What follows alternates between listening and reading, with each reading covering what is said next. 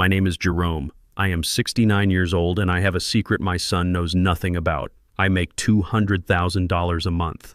When he invited me to meet his wealthy future family, I purposely wore my old faded suit to see their true colors. Before I continue, tell me where you are watching from in the comments and hit like if you have ever been underestimated. The very moment I stepped toward the heavy glass front doors of Le Ciel, the tall manager blocked my path with a look of pure disgust. "Excuse me, sir." The manager sneered, his eyes raking over my scuffed leather shoes and the frayed edges of my jacket. "This is an exclusive establishment. We enforce a strict dress code. I am afraid you cannot enter looking like a vagrant." I stood tall, keeping my voice perfectly calm. "I have a reservation under the name Kensington. I am here to meet my son, Kendrick." The manager's laughter was a dry, dismissive sound. "That is highly unlikely. The Kensingtons are inside, but they certainly are not waiting for someone of your social standing. Please leave before I call security." Just then, Kendrick emerged from the dining room, my brilliant boy looking sharp in a tailored Italian suit. I expected him to step forward to put this arrogant manager in his place and proudly declare that I was his father. Instead, his face drained of color. He did not look at the manager with righteous anger. He looked at me with sheer absolute panic. "Dad, what are you wearing?" he hissed, grabbing my arm. He did not defend my honor or demand respect. His grip was tight, almost painful, as he forcefully pulled me away from the entrance and into a dimly lit corner of the lobby, hiding me like a shameful secret. The disappointment struck me harder than any physical blow. My own son, a black man who knew exactly where we came from, was embarrassed by my presence. He kept glancing nervously toward the dining room, terrified that his precious new family might catch a glimpse of the man who gave him life.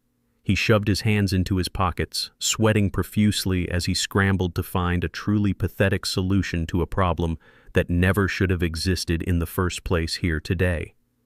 Looking at his immaculate jacket, I vividly remembered the freezing winter 20 years ago. After his mother passed away, I worked double shifts hauling heavy freight across state lines. I ate nothing but cheap canned beans for an entire month just to afford his very first tailored suit for his high school graduation. I wanted my boy to feel like a king, to know he was capable of conquering this world. I sacrificed my own comfort so he could shine brightly. Yet here he was treating me like dirt on the bottom of his expensive new Italian shoes. Kendrick hastily pulled out his leather wallet and extracted a crisp $100 bill. He practically ran back to the arrogant manager and shoved the money directly into his palm, whispering frantically. The manager smirked, making the cash vanish into his vest pocket before nodding slowly. "Fine," the manager declared loudly enough for passing guests to hear. "He can proceed to the private dining area, but please ensure he stays completely out of sight." Kendrick exhaled a heavy breath of relief and gestured for me to follow him quickly. I walked past the host stand, maintaining my composure while observing my son's trembling shoulders. He thought he had successfully handled an embarrassing situation by throwing a little bit of cash at it. He truly believed he was the one protecting me from public humiliation. I followed him into the lavishly decorated private room, quietly allowing the charade to continue, knowing full well that tonight would permanently change everything between us forever, starting right now. Inside the private dining room, Richard and Victoria Kensington were already seated at a grand mahogany table. Madeline, my son's stunningly beautiful but incredibly shallow fiancée, sat beside them, wearing a diamond necklace that cost more than most people's homes. When I approached, her piercing blue eyes slowly dragged up and down my faded suit, lingering on my worn-out shoes. She extended a perfectly manicured hand with deep reluctance. "Nice to meet you," she murmured softly and coldly. The very second I released her grip, she immediately grabbed a sanitizing wet wipe and thoroughly scrubbed her fingers. Richard Kensington leaned back in his plush velvet chair, swirling a glass of incredibly rare vintage wine. He wore a patronizing smirk that was designed to make me feel profoundly small. "So, Jerome," he began, his tone dripping with sheer condescension, "Kendrick tells me you are living on a fixed pension these days. That must be quite the challenging adjustment for someone of your demographic. We are currently finalizing a monumental $100 million commercial development downtown. I'm sure you have seen the massive cranes. It's a complex web of mezzanine debt, aggressive equity leveraging, and diverse tax increment financing structures. I doubt a man in your simple position could even begin to comprehend the immense macroeconomic pressures we deal with on a daily basis." I kept my expression neutral, taking a slow sip of my iced water. "Really," I replied mildly. "That sounds like a lot of heavy borrowing." Richard chuckled loudly, exchanging an amused glance with his haughty wife, Victoria. Borrowing, he echoed, shaking his head in mock pity. Oh, Jerome, it is called strategic capital optimization. It is how the elite class builds generational wealth, while the working class simply struggles to pay their monthly utility bills. Kendrick shifted uncomfortably in his seat, staring down at his empty plate rather than defending my basic human dignity. He actually seemed entirely mesmerized by Richard's boastful vocabulary, nodding along like an obedient lapdog eager to please his wealthy future father. Richard continued talking incessantly about asset liquidation ratios and massive corporate equity, deliberately utilizing advanced terminology intended to thoroughly humiliate me in front of everyone. He wanted to unequivocally establish the absolute power dynamic, proving that I was absolutely nothing but an insignificant speck of dust in their glamorous, high-class, opulent world today. What Richard did not know was that I am the sole owner and chief executive officer of Apex Holdings. I operate entirely in the shadows, controlling billions in real estate acquisitions across the nation. That massive downtown project he was so fiercely bragging about relies on land I currently own through a holding company. I generate more income in a single week than his entire struggling corporation produces in a fiscal year. But I chose to keep my wealth hidden from Kendrick to ensure he built his own character, without ever relying on my own immense personal fortune. Instead of exposing my true identity, I simply maintained my calm demeanor and offered a mild, resigned smile. "It is wonderful that you are doing so well, Richard," I said softly, playing the role of the defeated old man perfectly. When the waiter arrived with the gold-embossed menus, Victoria immediately intervened before I could even glance at the pages. "Oh, let me order for you, Jerome," she insisted in a sickeningly sweet voice. "Your older stomach probably cannot handle the rich, expensive imported delicacies we enjoy. I will order you the basic grilled chicken breast. It is the cheapest item here, so you will not feel completely out of place." Madeline giggled behind her manicured hand while Kendrick merely stared at his water glass, refusing to meet my eyes. I sat there in total silence, watching them gloat in their false superiority. The spring inside me was compressing tighter and tighter, and they had absolutely no idea what was coming for them very soon. The cheap chicken arrived, but the real main course was served right after. Victoria reached into her designer handbag and pulled out a thick stack of legal documents. She tossed them onto the center of the table with a heavy thud. The thick manila folder bore the gold-stamped crest of the Kensington family. It was a prenuptial agreement. She slid it directly toward my son. Her eyes locked onto him with a predator's gaze. It was not a request. It was an absolute command masked as a standard wealthy family formality. The air grew incredibly tense. "We need to finalize the practicalities," Kendrick, Victoria stated, tapping her long fingernail against the top page.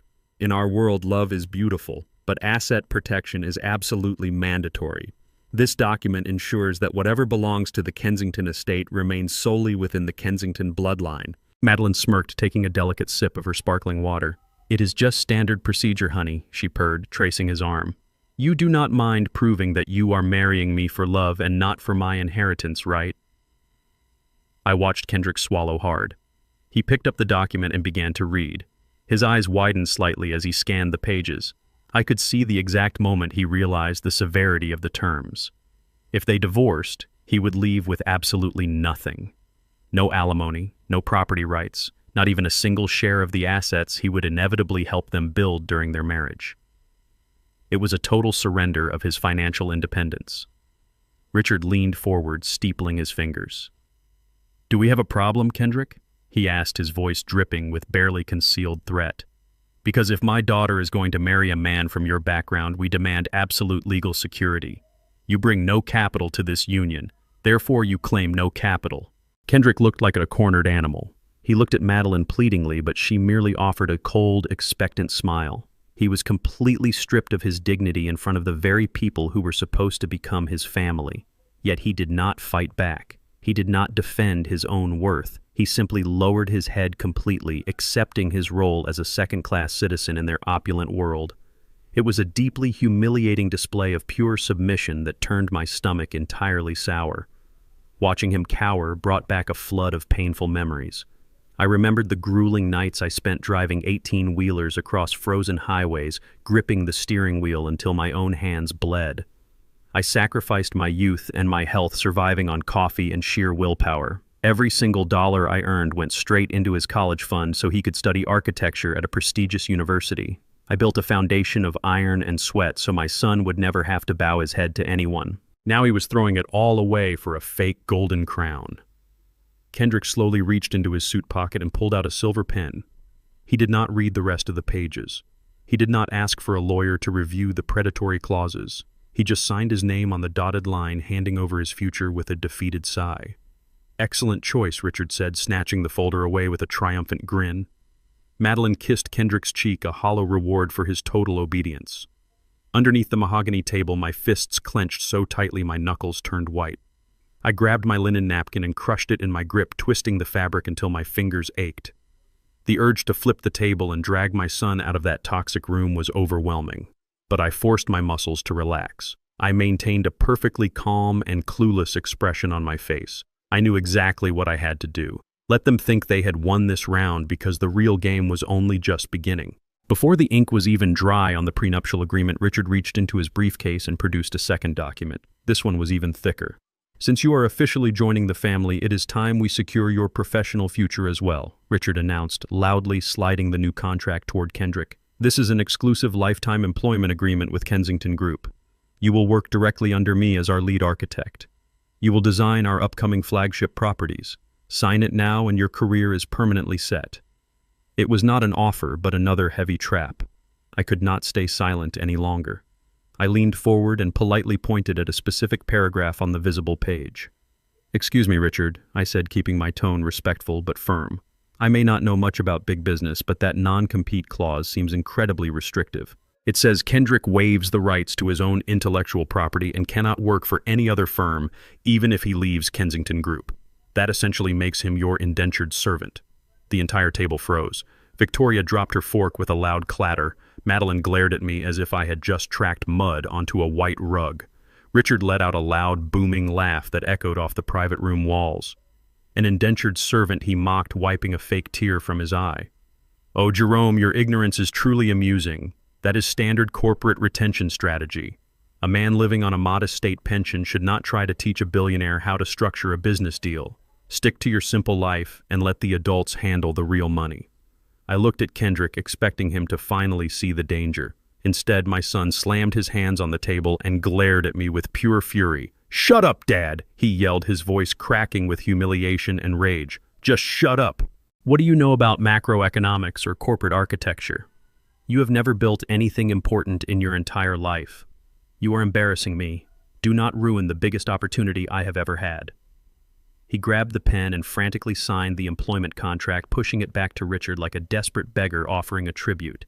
He had just willingly sold his mind, his talent, and his entire future for absolutely nothing. What Richard desperately hid was that Kensington Group was fundamentally rotting from the inside out. I knew their stock prices were plummeting and their designs were painfully outdated. Kendrick's architectural genius was the singular asset that could truly save their failing empire. His innovative, eco-friendly designs were highly coveted in the industry. The Kensingtons did not want a son-in-law. They wanted a brilliant workhorse they could chain to their sinking ship and exploit for free. They were using my son's desperate need for upper-class validation to steal his billion-dollar potential. I slowly let go of my silver fork and knife, placing them neatly on the edge of my porcelain plate. The metallic clink sounded incredibly loud in the sudden silence of the room. I looked at Kendrick, who was breathing heavily, his face flushed with misdirected anger. I looked at Madeline, who was smiling smugly at her new property.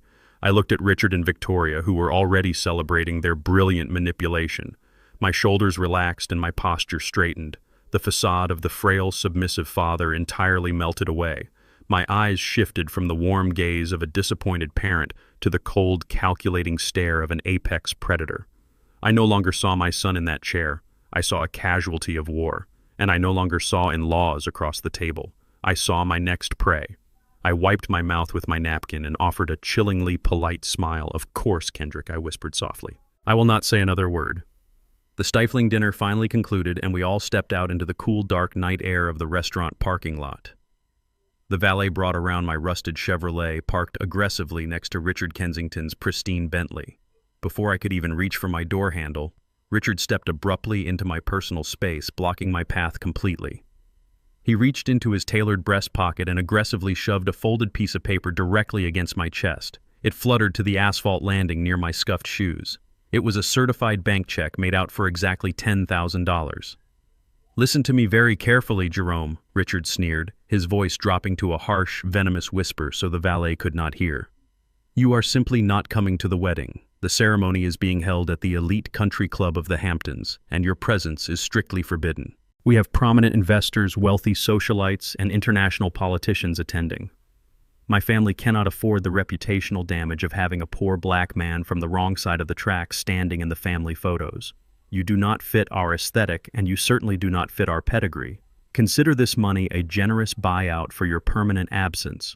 Madeline stepped up beside her father, wrapping a designer shawl around her shoulders and wrinkling her nose as she looked at my vehicle. "It is nothing personal, Jerome," she added in a tone that was entirely personal. "We just want Kendrick to have the perfect day.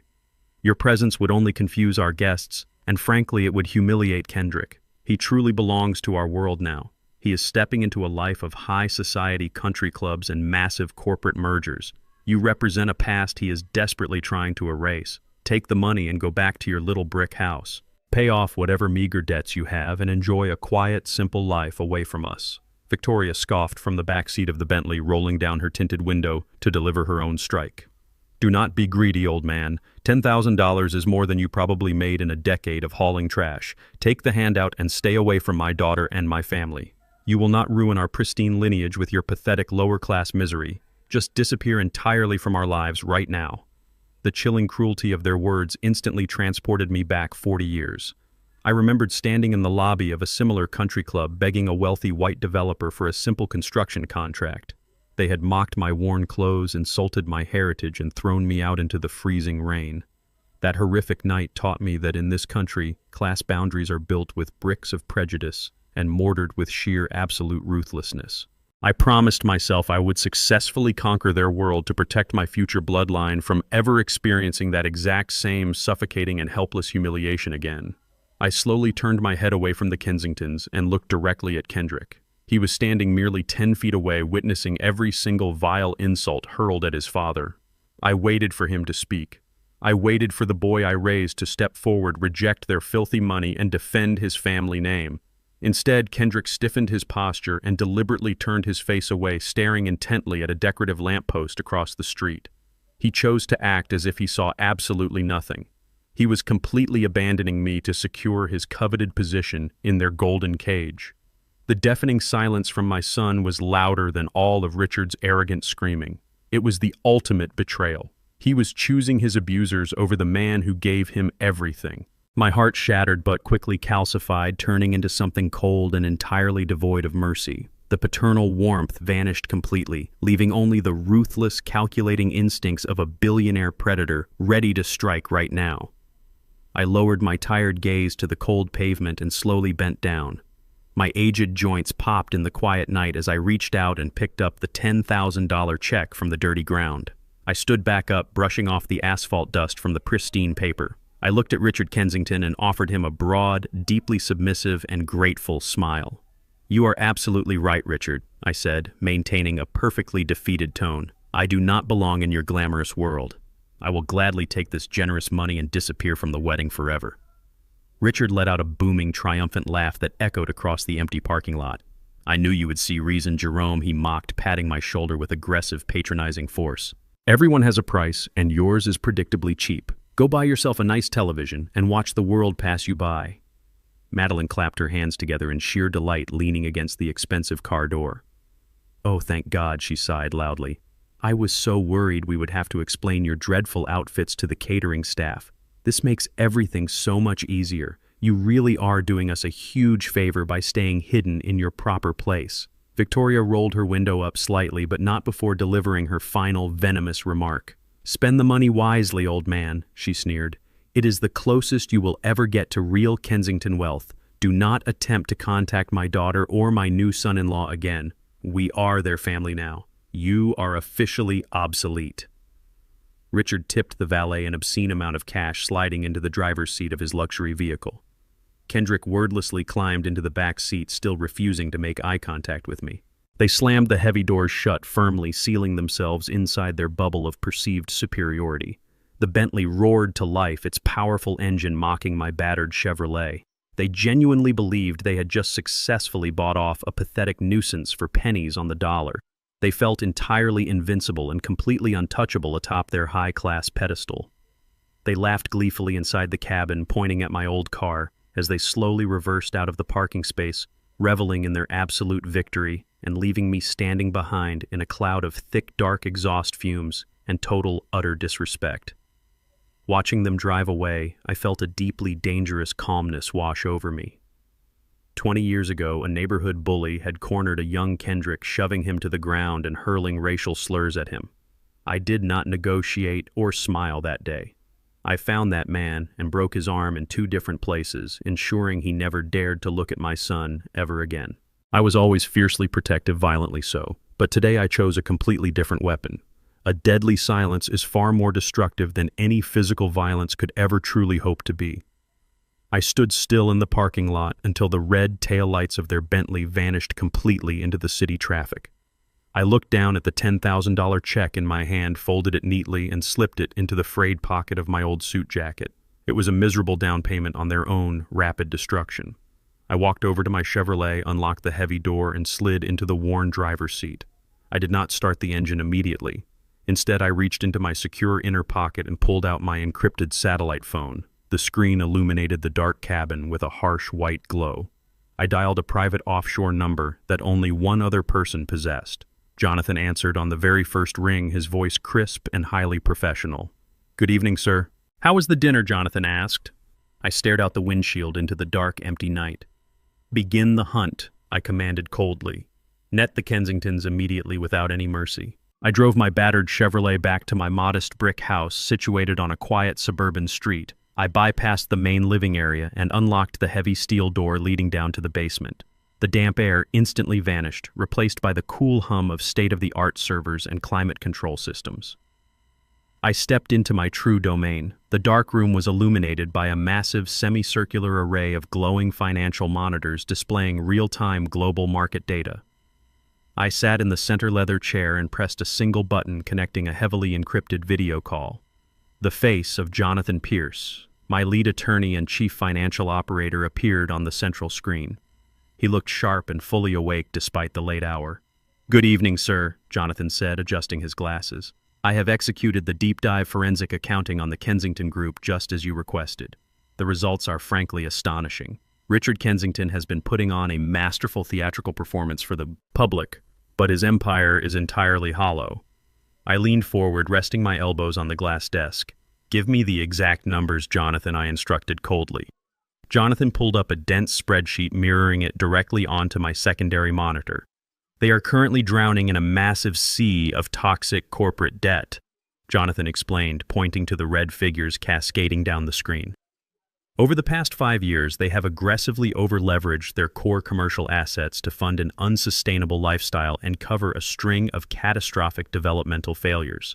The total outstanding debt across multiple high-interest lenders is precisely $400 million. They are bleeding cash daily trying to service the interest payments.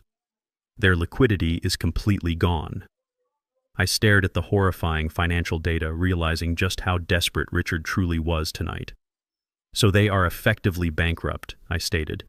"Not officially yet, but they are standing right on the very edge of the cliff," Jonathan confirmed. "If their creditors demand full payment or if they miss their next quarterly filing deadline, the entire Kensington Group will instantly face aggressive foreclosure and total liquidation. They have zero capital left to maneuver. They are desperately treading water, hiding their impending financial doom behind expensive suits and lavish country club events." I digested the information slowly. My son was marrying into a massive financial sinkhole masquerading as a golden palace. This perfectly illustrated the sickening hypocrisy of the East Coast wealthy elite families. I had spent decades observing these arrogant aristocrats from the unseen shadows, thoroughly analyzing their predictable behavioral patterns. They proudly paraded their designer labels, hosted extravagant charity galas, and openly mocked the hard-working classes while secretly drowning in astronomical debt. Their entire existence was built on an incredibly fragile foundation of endless credit and inherited prestige that was rapidly decaying. They desperately used prestigious marriages to inject necessary talent into their dying bloodlines, keeping their fake, glamorous illusions barely alive for another single day. Now, a sudden chilling realization washed over me as I connected the dots. "Jonathan," I said sharply, my voice echoing in the quiet basement, "bring up the exact clauses of the lifelong employment contract Richard forced my son to sign at the restaurant earlier tonight. I need to see the liability sections." Jonathan typed rapidly, and the document appeared on screen, highlighting a dense paragraph buried deep within the legal jargon. My blood instantly turned to ice. According to this clause, Kendrick was not just becoming their lead architect. They had subtly designated him as the primary legal signatory for all of their future structural and environmental liabilities. He was taking on full legal responsibility for their entire corporate development portfolio. If the Kensington Group finally collapsed under the massive weight of their own crippling $400 million debt, Richard and Victoria would safely walk away clean. They were deliberately setting up my completely oblivious son to be their ultimate legal scapegoat facing federal prison. To make matters incredibly worse, they are banking their entire survival on a single final gamble. Jonathan continued bringing up a three-dimensional architectural rendering onto the main screen. This is the Vanguard project. It is a highly ambitious, multi-use commercial and residential complex projected to completely revitalize the downtown district. Richard has been desperately pitching this concept to global investors, promising massive, unparalleled returns. It is the only shiny, attractive bait keeping their angry creditors from immediately foreclosing on their remaining assets. If Vanguard successfully launches, they survive. If it fails, they are ruined completely forever. I stared at the beautiful holographic design rotating slowly on the screen, recognizing my son's distinct aesthetic immediately. Kendrick had poured his brilliant soul into that blueprint, but there is a massive, fatal flaw in their grand scheme. Is there not? "Jonathan?" I asked, a cold smirk forming on my lips. Jonathan returned my smile with a predatory grin of his own. "Precisely, sir," he agreed, typing another quick command. "The entire Vanguard project depends completely on acquiring a specific 70-acre parcel of prime downtown real estate. Richard has been telling his investors that Kensington Group has already secured the exclusive purchasing rights to this land. He is utilizing this fabricated assurance to leverage more desperate funding. However, I have personally checked the current municipal registry. That specific parcel was quietly purchased 3 months ago by a highly classified entity." I leaned back in my leather chair, steepling my fingers together. "And who exactly owns that critical piece of land?" "Now, Jonathan," I asked, though I already knew the delightful answer. "Perfectly well." "The title deed officially belongs to Apex Holdings, sir." Jonathan replied, his tone ringing with absolute triumph. "You own the exact ground they desperately need to build their salvation upon. They cannot lay a single brick without your explicit legal permission. Richard is unknowingly trying to build his ultimate saving grace on a foundation that belongs entirely to the very man he just humiliated in a restaurant parking lot." I let out a low, resonant laugh that filled the quiet basement. The irony was absolutely exquisite. They believed they held all the power in the world over me. Yet, they were blindly walking straight into a steel trap that I had set in motion months ago, waiting patiently for the perfect moment. Today, I had spent the last 2 decades meticulously building an invisible empire from the ground up, through a complex network of shell companies and incredibly discreet investments. My absolute authority over American real estate expanded silently, stretching from the busy streets of New York to the sunny shores of California. No major commercial development happened in this city without passing through my invisible fingers. First, Richard proudly paraded his decaying wealth in broad daylight while I completely controlled the unseen tectonic plates of the entire market, operating comfortably within the very deepest shadows of the financial world today. I leaned closer to the camera, my expression hardening into stone. "Jonathan, it is time to deploy the main offensive," I declared, my voice vibrating with an icy, lethal authority. "I want you to immediately mobilize our liquid assets. Contact every single bank and private lender holding the Kensington Group debt portfolio right now. use hard, untraceable cash to buy up all $400 million of their outstanding liabilities. Offer the banks a premium if you must, but acquire it all before sunrise. I want to consolidate their entire financial burden under Apex Holdings. By the time Richard Kensington wakes up, tomorrow morning I want to be the sole and direct creditor holding the absolute power over his pathetic existence. He tried to buy my absence with a miserable $10,000 tonight. I am going to successfully buy his entire life by tomorrow morning. Execute the specific order. Jonathan, strip them completely bare. Let the hunt officially begin right now without fail today. The next morning, the heavy silence of my modest brick house was shattered by loud, aggressive knocking. Before I could even reach the doorknob, the front door swung violently open. Madeline barged right into my living room uninvited. She immediately pinched her perfectly sculpted nose with two manicured fingers, her face contorting in an expression of absolute disgust. She audibly gasped, waving her other hand in front of her face as if the very air inside my home was toxic. "It smells like cheap mold and desperate poverty in here," she complained loudly, her voice dripping with sheer revulsion. I stood silently by the hallway, crossing my arms and watching her pace around my small living room like a wealthy inspector evaluating a condemned property. "What exactly are you doing here, Madeline?" I asked, keeping my tone perfectly flat and devoid of any welcoming warmth. She ignored my question completely and dug into her oversized designer handbag. She pulled out a thick stack of stapled legal documents and slammed them aggressively onto my worn wooden coffee table. "You are going to sign these property transfer papers today, Jerome," she commanded with arrogant, absolute authority. "Kendrick told me you own this pathetic little brick shack outright. We have officially decided that you are going to sell it immediately. The proceeds will go directly into my personal wedding account." I stared down at the documents and then back up at her face. "You want me to sell my only home to fund your luxury wedding?" I asked, pretending to be genuinely shocked by her sheer audacity. "Exactly," she snapped, rolling her eyes dramatically as if explaining a basic concept to a slow toddler. "My custom designer bridal gown alone costs $50,000. The exotic floral arrangements and the imported caviar will be another $30,000. Kendrick is already maximizing all of his credit cards to pay for the country club venue, and my parents are strictly saving their liquid cash for the Vanguard project.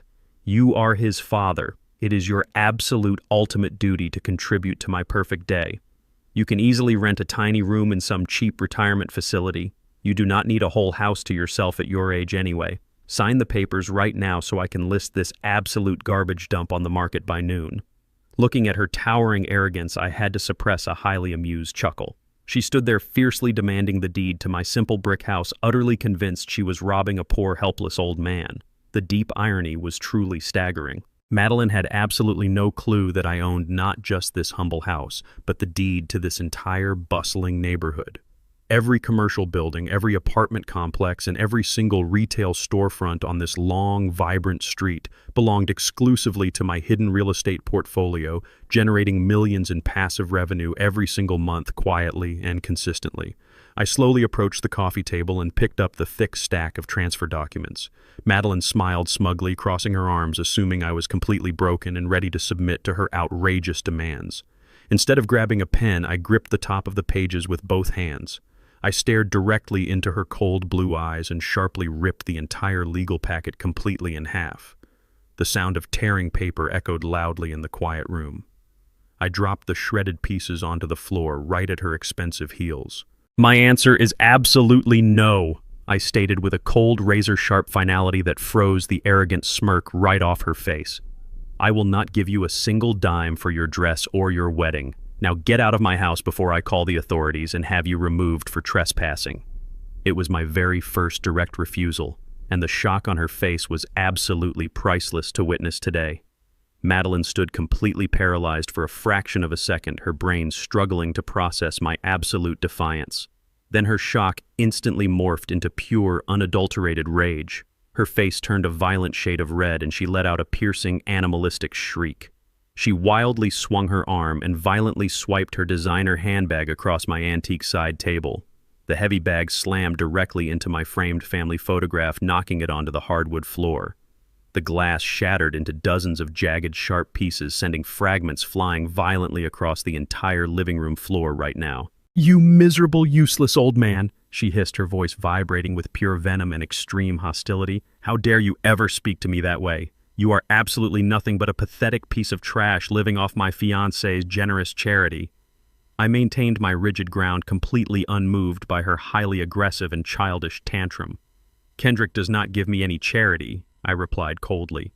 And you are just a greedy parasite, trying to drain him completely dry. Madeline stepped closer, pointing a trembling manicured finger directly at my face. You are going to deeply regret this massive mistake, Jerome, she threatened, her eyes wide with a psychotic, uncontrollable fury. You actually think you can just tell me no? I control Kendrick completely. I tell him what to wear, who to speak to, and exactly how to spend his hard-earned money. He worships the very ground I walk on. If you do not cough up the cash for my wedding dress by tomorrow morning, I swear to you I will thoroughly poison his mind against you forever. I will easily convince him that you brutally insulted me, physically abused me, and aggressively tried to sabotage our bright future together. I will make absolutely sure he cuts you out of his life completely. You will never attend our luxury wedding. You will never see your future grandchildren. You will die entirely alone in this moldy, disgusting brick shack, and Kendrick will not even bother to show up at your miserable, pathetic funeral. Give me the money right now, or I will permanently erase you from your own son's life starting today. Do you understand me, you worthless old fool? I stood silently, letting her completely expose her truly wicked soul. Her vile threat perfectly highlighted the dark, toxic psychological manipulation she had utilized to lead my son by the nose all these years. Madeline possessed a terrifying talent for twisting reality, playing the fragile victim, while simultaneously operating as a ruthless dictator. She isolated Kendrick from his old friends, dictated his professional choices, and slowly eroded his strong, independent spirit until he became her eager, compliant servant. He mistook her controlling abuse for passionate love, completely blind to the thick, heavy chains she had securely wrapped around his entire existence since they first met. I did not flinch or react to her screaming. I simply stared at her with a blank, emotionless expression. You have made your position incredibly clear, Madeline, I said evenly, pointing a steady finger toward the front door. Now leave my property. She sneered, grabbing her designer bag and stomping her luxury heels over the shattered glass of my family portrait. You just signed your own death warrant, old man, she spat before storming out and aggressively slamming the heavy front door behind her. I heard the tires of her sports car screech as she sped away from the curb. Once the house fell silent again, I casually reached underneath the wooden edge of my coffee table. I retrieved a small, high-tech audio recording device I had discreetly activated the very moment she barged in. I pressed a single button, stopping the capture. Madeline had absolutely no idea she had just handed me the exact weapon I needed to eventually destroy her. Later that evening, I was sitting in my basement command center when a high-priority encrypted email flashed across my main monitor. It was an urgent intelligence report from Jonathan. The subject line read, "Vanguard Environmental Sabotage." I opened the file and stared at the scanned documents sent by our corporate spies embedded within Kensington Group. Richard was aggressively falsifying the mandatory environmental assessment reports for the Vanguard project. He was illegally altering crucial soil toxicity data to bypass strict federal zoning laws and secure his fraudulent funding right now before the looming deadline. I immediately initiated a secure video link with Jonathan. His face appeared on the screen, looking exceptionally grim and tense. "Sir, this is a massive federal violation," Jonathan stated, his voice dead serious. "Richard is deliberately covering up hazardous chemical contamination on the Vanguard site to successfully pass the preliminary inspection. But that is not even the most sinister part of this operation. Look closely at page 47 of the leaked PDF file." I scrolled down the heavily redacted document and felt a sudden sharp pain radiate through my chest. Right there at the very bottom of the falsified environmental approval form was Kendrick's distinct looping signature.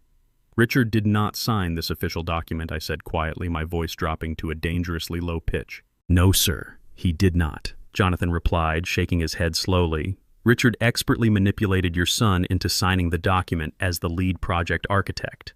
By placing his signature on that specific line, Kendrick has unknowingly assumed full legal liability for the entire environmental fraud. When the federal investigators inevitably discover this catastrophic deception, Richard will simply claim complete ignorance.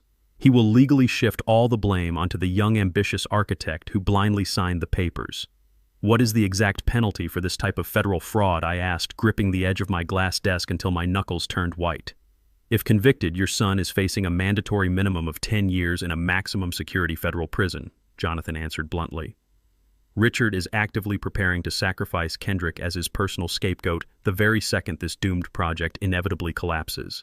He is handing your boy a loaded gun and telling him it is a beautiful gift. This horrific revelation perfectly exposed my son's dangerous naivety. Kendrick possessed a brilliant architectural mind, but he severely lacked the cynical street smarts required to survive among the ruthless corporate elite. He grew up believing that wealthy men in tailored suits operated with integrity and honor. His blind, desperate trust in his future father-in-law had completely clouded his judgment. He saw Richard as a powerful mentor and a glamorous father figure, utterly failing to recognize the venomous snake hiding just beneath the expensive designer clothing and the fake charming smiles they presented every day. I closed the encrypted file and rubbed my tired eyes. The rage I felt toward Madeline earlier today shifted into a profound, desperate concern for my foolish son. I could easily let the federal agents raid the Kensington offices and arrest them all right now. I had the absolute power to watch them burn. But letting Kendrick go to prison for a crime he did not commit was an unacceptable outcome. He was arrogant and misguided, but he was still my own flesh and blood. I decided I had to give him one final opportunity to wake up from this toxic illusion before the trap snapped shut completely. I picked up my phone and sent a short text message to him. Meet me at the corner cafe near your office tomorrow morning at 8. It is a matter of life and death. I hit send and prayed he would finally choose to listen to reason today before it was entirely too late to save him. The next morning, the tiny roadside cafe was practically empty. I sat in a faded vinyl booth holding a thick brown envelope containing the hard evidence of Richard's federal crimes. Kendrick walked through the door looking exhausted and deeply irritated by my summons. He did not bother to greet me or sit down properly. He stood over the table, crossing his arms defensively. "What do you want, Dad?" he demanded harshly. "I do not have time for another one of your pathetic lectures about humility or the value of hard work right now." I slid the brown envelope across the table toward him. "I am not here to lecture you, Kendrick," I said, keeping my voice calm and steady. "I am here to save your life. Open this envelope. Read the documents. Richard is forging environmental reports for the Vanguard project, and he is using your signature to take the fall. You need to withdraw from Kensington Group immediately." Kendrick stared at the envelope as if it were a poisonous snake. He did not even reach for it. Instead, his face twisted into an ugly mask of pure resentment. He slammed his hand down on the table, accidentally knocking over my cup of hot coffee. The dark liquid spilled across the tabletop and dripped onto my shoes, but I did not flinch. "You are absolutely unbelievable," he shouted, ignoring the mess he just made.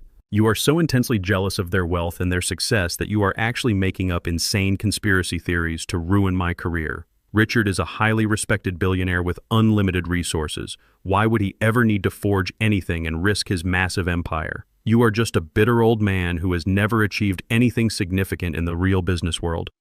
You cannot stand the simple fact that I am finally succeeding where you miserably failed all those years ago.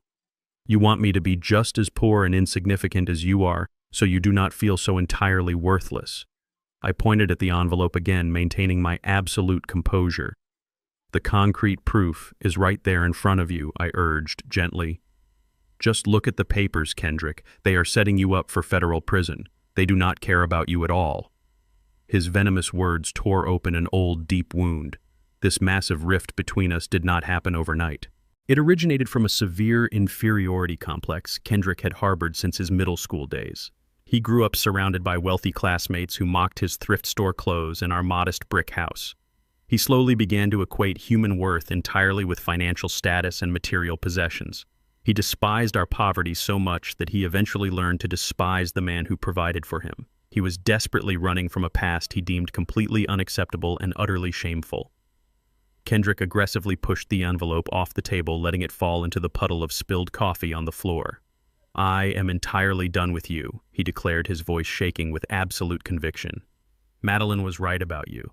You are completely toxic, and you are actively trying to destroy my happiness. I never want to see you or speak to you ever again. Consider our relationship permanently severed as of today. Do not come to my wedding and do not ever contact me again." He turned on his heel and stormed out of the cafe without a single backward glance. I sat perfectly still in the quiet booth watching him walk away through the dirty glass window. My fatherly heart shattered into a million irreparable pieces in that exact moment. I closed my eyes and took one long, deep breath. When I opened them again, the loving father was entirely dead. All that remained was a ruthless billionaire predator ready to completely annihilate the Kensington family today. The Kensington mansion was a massive fortress of glowing lights and excessive wealth towering over the manicured hills of the Hamptons. Luxury vehicles lined the circular driveway, reflecting the brilliant chandeliers shining through the grand windows. I bypassed the valet and the security checkpoint, walking straight through the heavy oak double doors and directly into the opulent banquet hall. I was not wearing my faded suit this time. I wore a pair of heavy steel-toed boots and a rough canvas jacket completely splattered with dried white paint and thick gray cement dust right here tonight, standing tall. The lively string quartet abruptly stopped playing. Hundreds of high society guests holding crystal champagne flutes turned their heads to stare at me in absolute shock. The room fell so incredibly silent that you could hear a pin drop on the marble floor. The socialites whispered behind their hands, horrified by the presence of a dirty working-class man standing in their pristine sanctuary. Then a shrill, furious scream shattered the quiet atmosphere. "What on earth is this filthy beggar doing inside my engagement party?" Madeline shrieked, pointing a shaking diamond-covered finger at my chest. She pushed her way through the crowd of elite politicians and wealthy developers, her face twisted in pure disgust.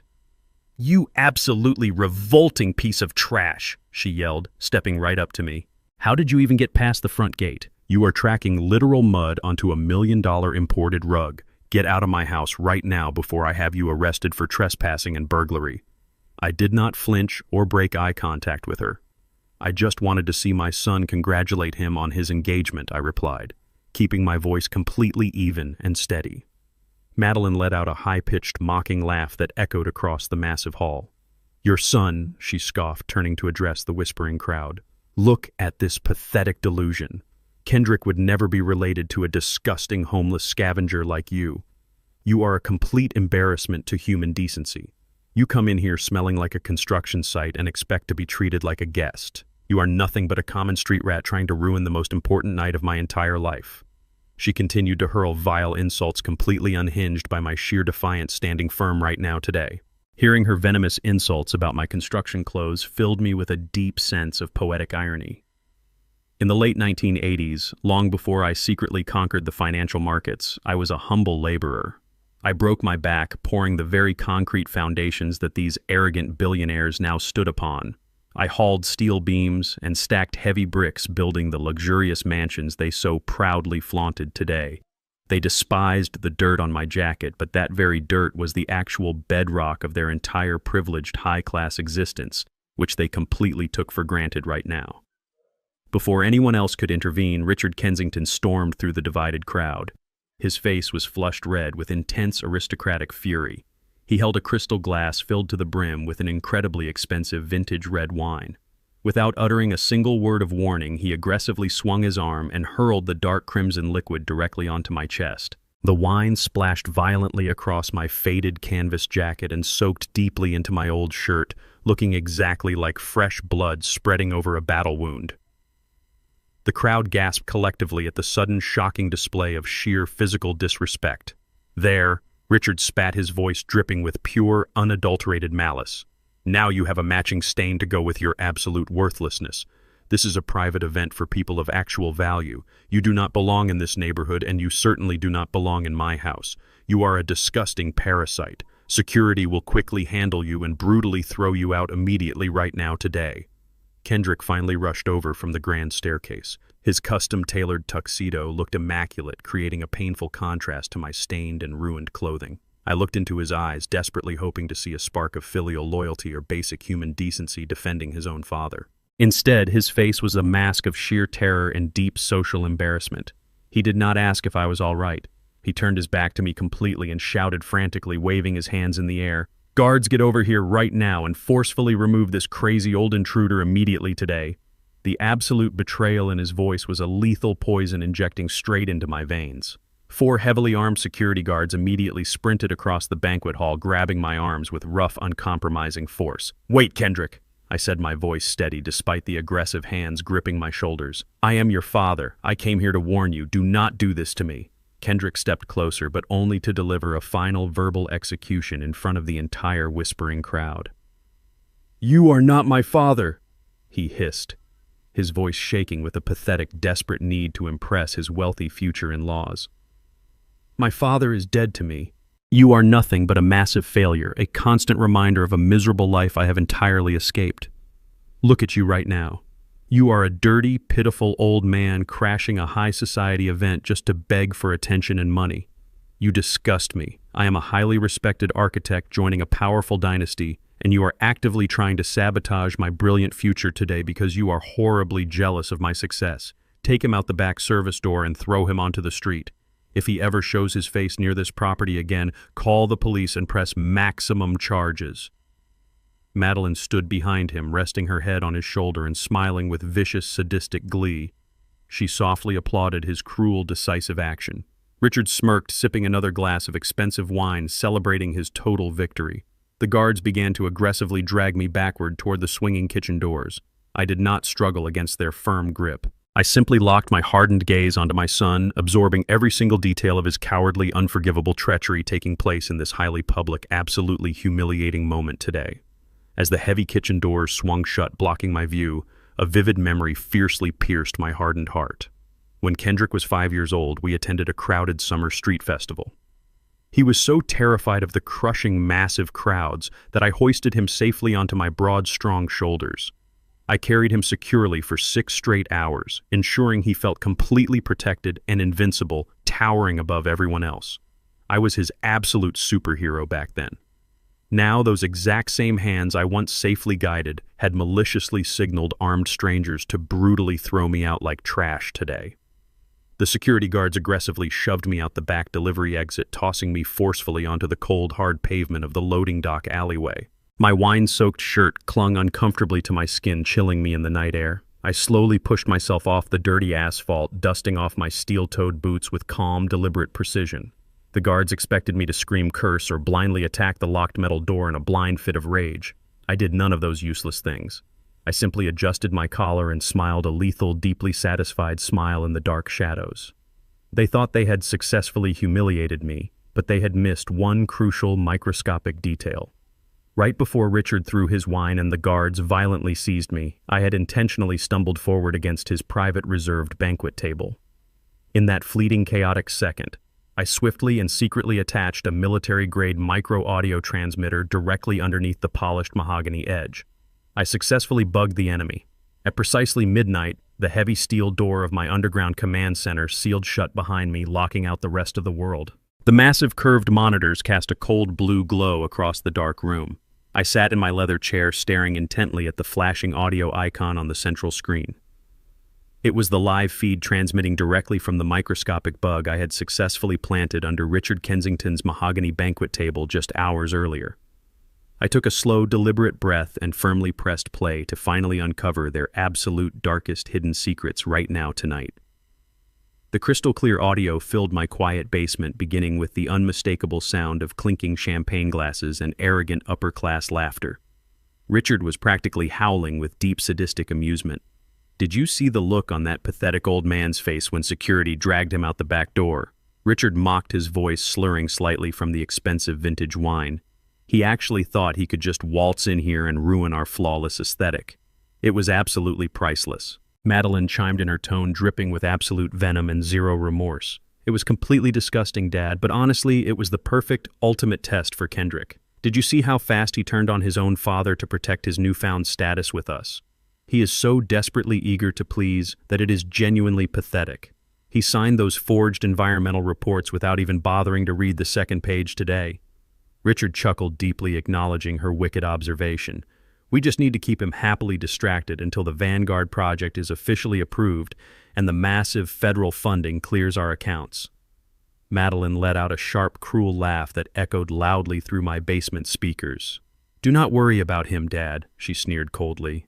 I will keep playing the loving, devoted fiancé for just a few more weeks. Once the luxury wedding is finalized and the corporate papers are irrevocably sealed, we will immediately kick that stupid black guy to the absolute curb. We will let him take the entire legal fall for the toxic soil fraud and rot in a maximum security federal prison cell while we keep all the development cash. He actually believes I really truly love him so much today. What a spectacular, gullible idiot standing helplessly in our absolute perfect trap right now today. Hearing those vile words triggered a profound realization about the true nature of these generational elites. They did not view other human beings as people with souls or beating hearts.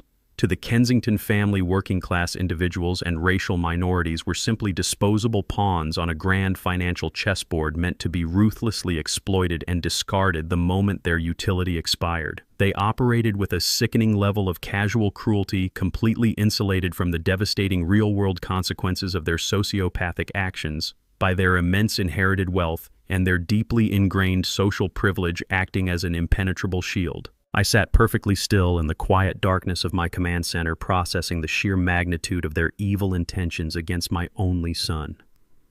My large hands gripped the padded leather armrests of my chair with such intense, overwhelming force that my fingernails pierced straight through the thick material, digging deeply into my own palms.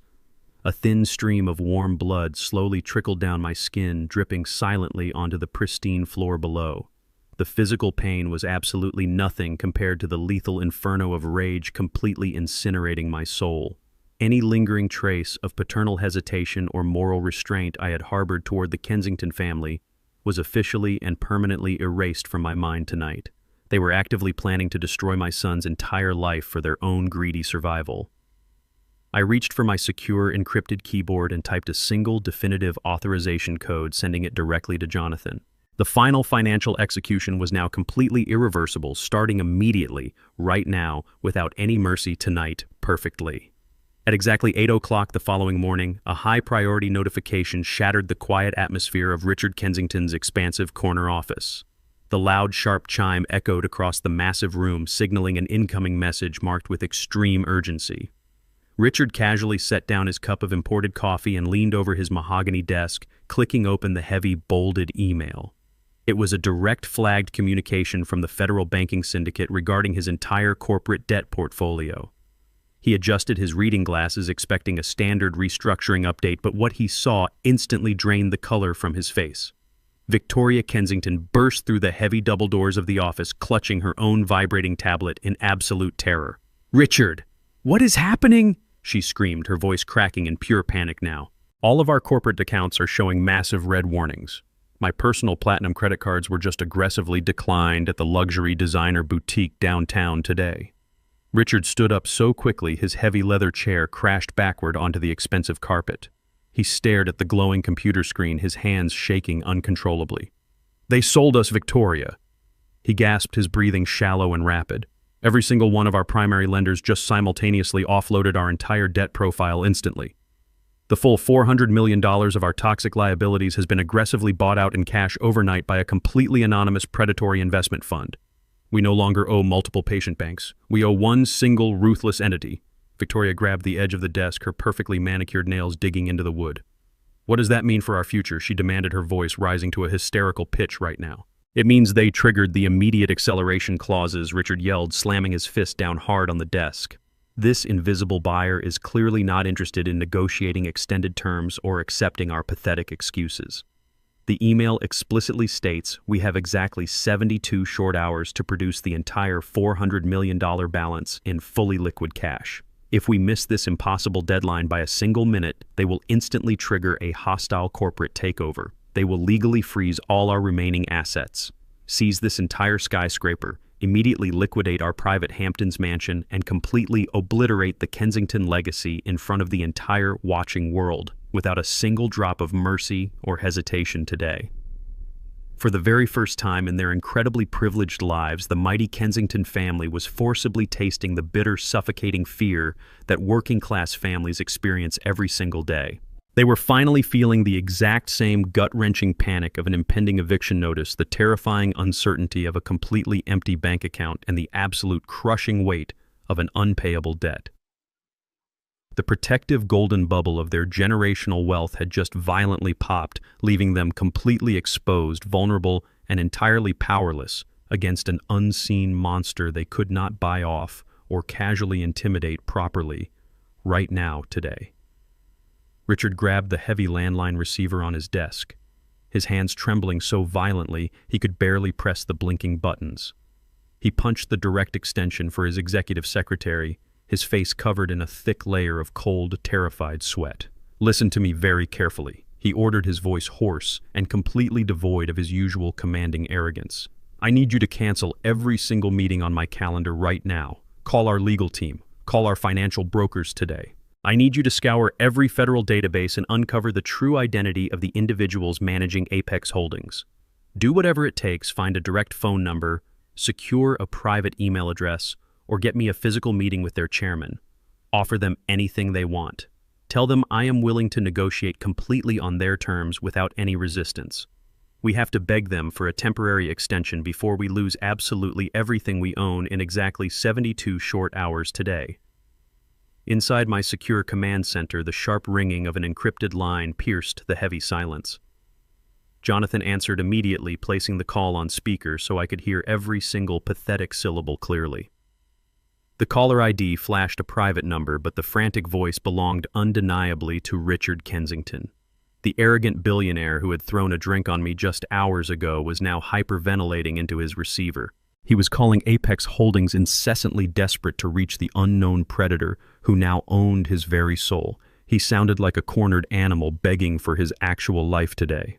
"Please, you must connect me with your chairman," Richard pleaded, his voice shaking with raw terror. "I represent the Kensington Group. We received the aggressive acceleration notice regarding our corporate debt portfolio. There has to be a reasonable way to negotiate this unexpected transition. We have extensive assets. We have the Vanguard project." Jonathan maintained his icy professional tone, completely unaffected by the billionaire's sheer panic.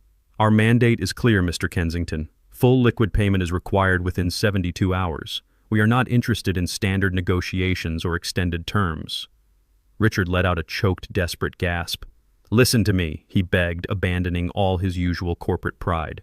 "We urgently need the Vanguard land parcel that your firm quietly purchased. If Apex Holdings agrees to sell us that specific 70-acre downtown plot today, I can secure immediate federal backing. I can leverage that massive development to satisfy the entire $400 million debt we owe you. I will pay double the market value for that land. Just grant me a physical meeting with your chairman to finalize the contracts before the deadline expires. Please, I am asking you as a businessman to save my entire legacy from total destruction right now." Jonathan looked at me through the video feed, waiting silently for my explicit command. I gave him a slow, deliberate nod. "Very well, Mr. Kensington," Jonathan replied smoothly. "Our chairman has agreed to hear your desperate proposal in person. You will host us in your executive boardroom on the 50th floor of the Kensington Tower. The meeting will commence exactly at 8 o'clock this Friday morning. Do not be late." Richard exhaled a loud, shuddering breath of profound relief.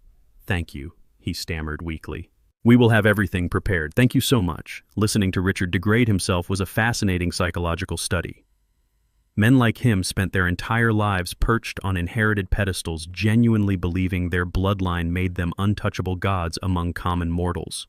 Their extreme arrogance was rarely tested by genuine hardship or existential financial threats. They ruled through fear and intimidation, backed by mountains of endless capital. But the absolute second that financial safety net was violently ripped away, their false superiority vanished completely. Beneath the expensive tailored suits and the highly polished vocabulary, they were nothing but fragile cowards, entirely incapable of surviving a real fight today. The secure line clicked dead, leaving the basement in absolute silence once again. I sat back in my chair, interlacing my fingers in the dark shadows of the room.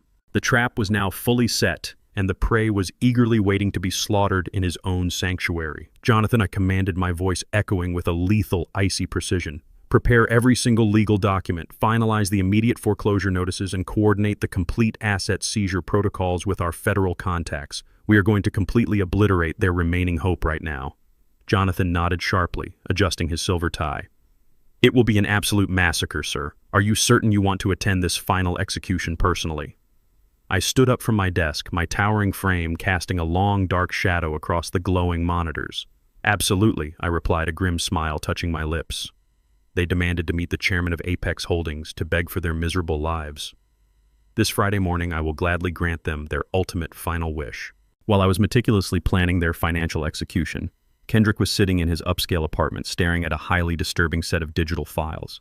He had logged into the corporate network to review the Vanguard blueprints, but accidentally opened the restricted folder containing the final environmental soil reports. The raw data on his screen did not match the sanitized documents he had physically signed days earlier. The actual toxicity levels were dangerously high, proving the site was heavily contaminated and entirely illegal to develop. He realized with rising horror that he had authorized a massive, catastrophic federal fraud. "Madeline," he shouted, his voice trembling with sheer panic as she walked into the room carrying shopping bags. "You need to look at these internal files right now. Your father completely lied to me." He heavily altered the chemical data before giving me the final approval forms to sign. "The entire Vanguard site is a toxic hazard, and he is using my personal signature to push this illegal development past the federal regulators. If they find out, I am going to prison for a very long time." Madeline dropped her designer bags and rushed over, her face hardening instantly. "You are completely overreacting, Kendrick," she snapped quickly, closing the laptop screen. "It is just a minor bureaucratic discrepancy. My father knows exactly what he is doing to get this project fully approved." Kendrick backed away from her, his eyes wide with profound disbelief. "It is not a discrepancy, Madeline," he argued desperately. "It is a massive federal felony. We are knowingly endangering public health and committing massive corporate fraud. I have to report this to the authorities immediately to clear my name before it is entirely too late to save myself." Madeline realized her aggressive approach was failing, so she instantly shifted her tactics. Her cold eyes suddenly filled with large, dramatic tears. She collapsed onto the expensive sofa, sobbing uncontrollably into her hands. "How could you be so incredibly selfish, Kendrick?" she wailed, her voice trembling with expertly faked agony.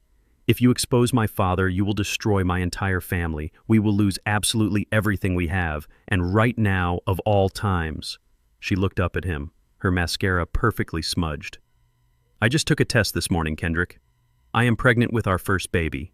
Are you really going to send your child's grandfather to a federal prison today?" Kendrick fundamentally possessed a strong moral conscience inherited from his hard-working mother. He knew the undeniable difference between right and wrong. However, his greatest fatal flaw was his blinding, desperate craving for a picture-perfect upper-class family. Growing up without a mother and resenting our modest lifestyle left him with a deep psychological void. He idolized the glamorous, aristocratic image the Kensingtons projected. The very thought of destroying that beautiful illusion and raising a child in a broken, disgraced family terrified him far more than committing a federal crime or betraying his own profound personal integrity completely today. The devastating fake news of a pregnancy struck Kendrick like a physical blow to the chest. He stared at Madeline, watching her weep pitifully on the couch, and his strong moral resolve instantly crumbled into dust. The undeniable truth of the fraudulent documents was glaring right at him, but the heavy weight of this new fabricated family tied his hands completely.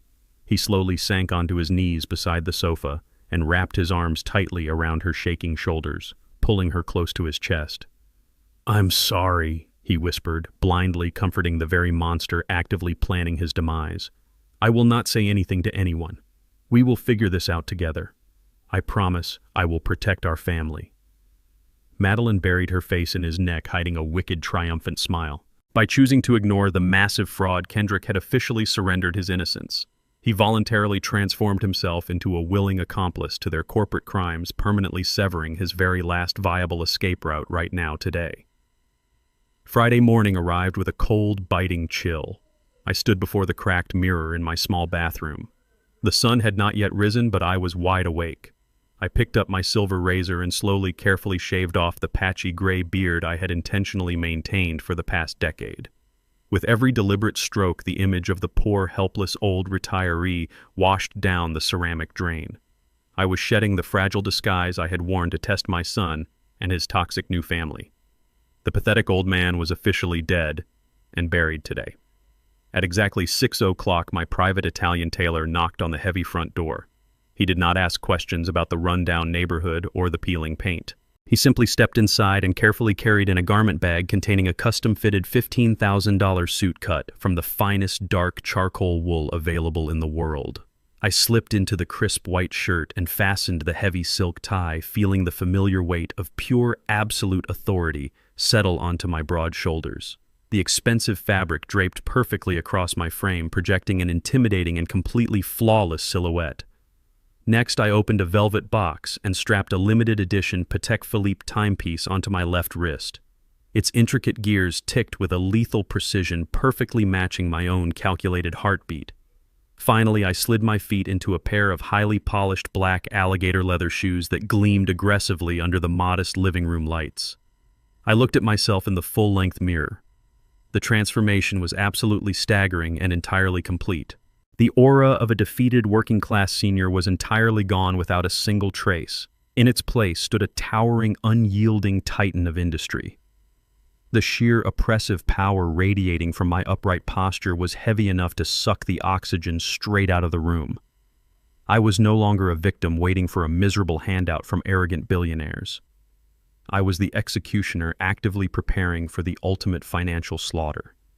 Every piece of clothing I wore served as a stark reminder of the immense, undeniable power I held over the Kensington family right now. My enemies were totally unaware of my wrath today. This was not a mere costume, but a return to my deep roots. This was my true, authentic form. I was the alpha wolf who had ruthlessly manipulated the cutthroat landscape of Wall Street 2 decades ago. I built my massive empire by completely devastating arrogant men who fatally underestimated my intellect because of the color of my skin. I retreated to the quiet shadows to raise Kendrick with humble values, but the beast inside me never actually died. It had merely been sleeping, waiting patiently for a worthy reason to hunt again today. A low, powerful hum vibrated through the quiet suburban street, shaking the fragile window panes of my old brick house. I stepped out onto the crumbling porch as a pristine, pitch-black Rolls-Royce Phantom glided to a smooth, silent halt right in front of my cracked driveway. The massive luxury vehicle looked like an alien spaceship invading a forgotten slum. My heavily armed private security detail immediately stepped out, forming a secure protective perimeter around the vehicle. One of my men sharply opened the heavy rear door, bowing his head respectfully as I approached. I did not look back at the humble home that had served as my fortress of deception for so many long years. I stepped directly into the lavish leather interior of the vehicle, fully embracing the cold, merciless billionaire I truly was. The game of hiding was officially over right now today. I settled into the plush back seat of the Rolls-Royce where Jonathan was already waiting. He looked remarkably sharp in a navy blue suit, perfectly matching my own intense energy. Without saying a single word, he opened a sleek black leather briefcase resting on his lap. He pulled out a thick stack of heavy legal documents and handed them to me. The top page was boldly stamped in bright red ink with the words, "Asset seizure and immediate foreclosure." The crisp, thick paper felt incredibly heavy in my hands, carrying the absolute weight of total financial destruction today. "Everything is securely in place," Sir Jonathan reported, his voice vibrating with a dangerous thrill. "The federal trap has been fully armed and is ready to spring shut. I have personally coordinated with our contacts at the highest levels. A specialized tactical unit from the Federal Bureau of Investigation alongside elite agents from the Securities and Exchange Commission have already surrounded the Kensington Tower. They are currently positioned in unmarked vehicles, completely covering every possible exit and entrance. They are simply waiting for your explicit signal to storm the building and execute the massive arrest warrants." I looked down at the red stamps on the paperwork, absorbing the magnitude of the moment. "We hold the absolute legal right to instantly liquidate their entire $400 million debt profile," I stated firmly, running my finger over Richard's forged signatures. "Exactly, sir." Jonathan nodded enthusiastically. "Furthermore, the FBI has successfully verified the digital IP address we extracted from the forged environmental reports. They possess concrete, undeniable proof that Richard and Victoria actively manipulated the toxic soil data themselves. They cannot blame Kendrick for this catastrophic fraud. They are entirely cornered with absolutely no legal defense available to them." "Good," I murmured, staring out the tinted window as the city blurred past us. "I want Richard Kensington to feel the exact same level of humiliating helplessness he tried to force upon my son. I want him to look out the glass windows of his towering executive boardroom and realize that his entire billionaire empire is burning to the ground. I want Madeline to understand that she severely underestimated the wrong family. They thought they could casually destroy us. Today we will aggressively, completely, and permanently erase their entire legacy from existence right now. The sheer scope of this operation perfectly demonstrated the unparalleled reach of my invisible network. Ordinary wealthy men could buy expensive cars or lavish mansions, but true absolute power meant possessing the ability to seamlessly mobilize federal government agencies overnight. Over the decades, I had heavily funded political campaigns, backed massive infrastructural reforms, and quietly secured deep loyalty from extremely powerful individuals across the nation.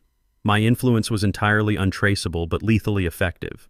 The Kensingtons were foolishly bringing a decorative silver butter knife to a massive, catastrophic nuclear war that I had already definitively won years ago today.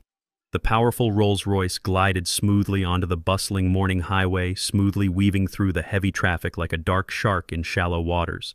I sat back against the premium leather, absorbing the quiet tension vibrating inside the opulent cabin.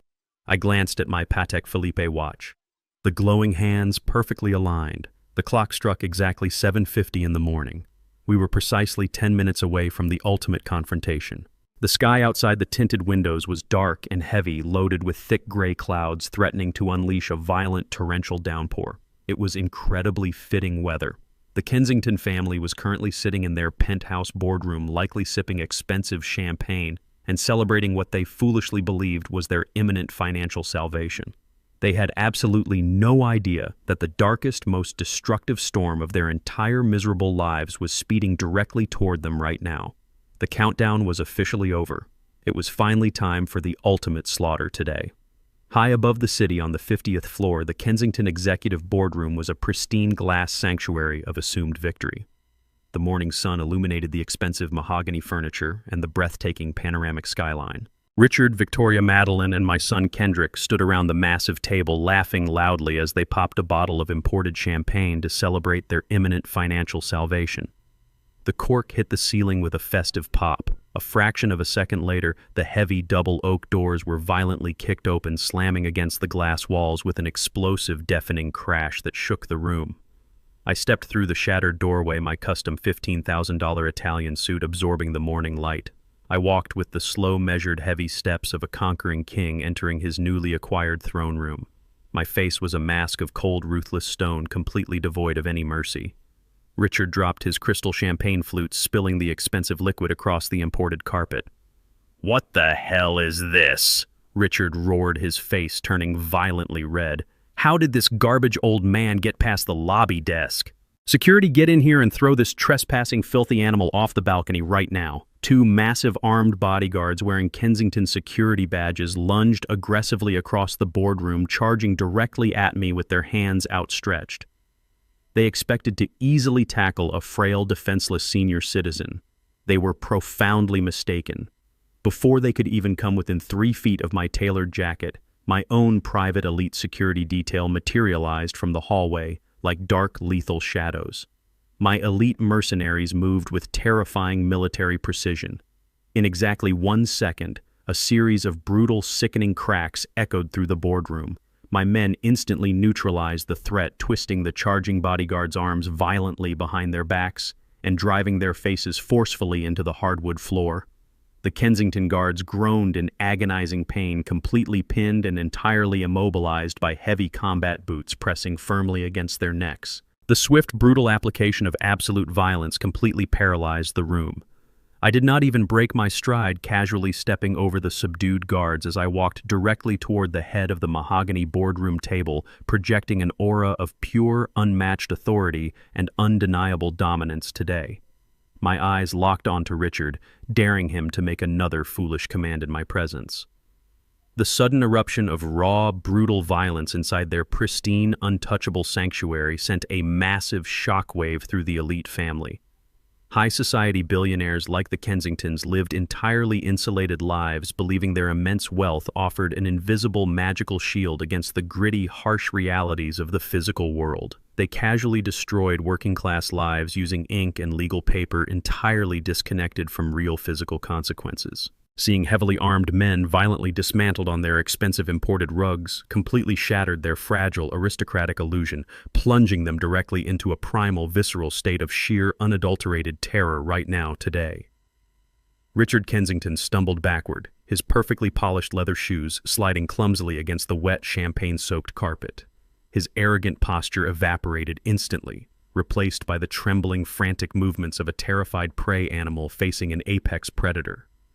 He stared at me with wide, bulging eyes, completely unable to comprehend the horrifying reality standing right in front of him.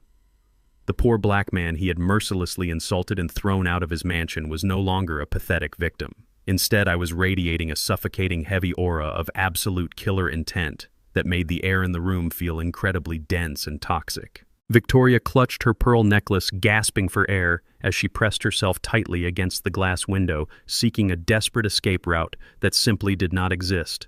Madeline stood frozen, her mouth hanging wide open in pure shock. I stood tall at the head of the table, commanding the entire room without speaking a single solitary word today. Richard slammed his trembling hands down onto the thick mahogany table, trying desperately to regain some semblance of authority in his own hijacked building. "Kendrick, what is wrong with you?" Richard screamed, his voice cracking with hysterical panic. "Call the police right now. Tell them your insane father brought armed thugs into my building. Have this worthless piece of trash arrested and thrown into a jail cell for the rest of his miserable life. Get him out of my sight before he ruins our monumental financial meeting today, you stupid boy, right now." I slowly turned my intense gaze toward my son. Kendrick was standing near the expansive window, holding a half-empty glass of vintage champagne. His eyes were wide and bloodshot, darting frantically between my expensive custom-tailored Italian suit, my gleaming limited-edition Patek Philippe watch, and the terrifying mercenaries securing the perimeter. The crystal glass slipped from his trembling fingers, crashing onto the floor and shattering into dozens of sharp, glittering fragments. The loud noise barely registered over his heavy, erratic breathing. He opened his mouth to speak, but no words came out. He simply stuttered, swallowing hard as a profound, paralyzing realization washed over him. "Dad," he finally whispered, his voice incredibly small and fragile, completely stripped of the arrogant superiority he had displayed at the coffee shop. "What are you wearing? How did you get those men?" Kendrick took a hesitant step backward, his expensive designer suit suddenly looking incredibly cheap and poorly fitted compared to my immaculate, imposing presence. He looked at Madeline pleadingly, but she was too busy cowering behind her wealthy parents to offer him any manipulative support. My son was completely speechless, entirely unable to process the magnificent regal appearance of the man he had ruthlessly mocked and cruelly discarded just days prior. He raised a shaking hand, pointing a finger at me as if trying to physically identify a phantom. "You are supposed to be poor," he stammered weakly, his reality violently fracturing into a million irreparable pieces. "You are just a retired old man living on a fixed pension. Why are you acting like you own this place today?" I did not answer his pathetic, desperate questions. I simply maintained my towering, stony silence, letting his severe confusion deeply punish his traitorous soul right now. For the very first time in his entire adult life, Kendrick felt a crushing, overwhelming sense of utter insignificance standing before me.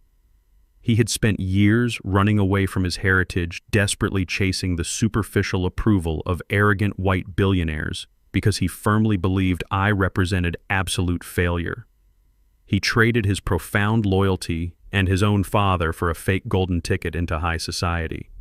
Now, looking at my undeniable, majestic power, he finally realized he had blindly traded away a massive, brilliant diamond for a handful of worthless, dirty rocks, causing immense internal psychological agony today.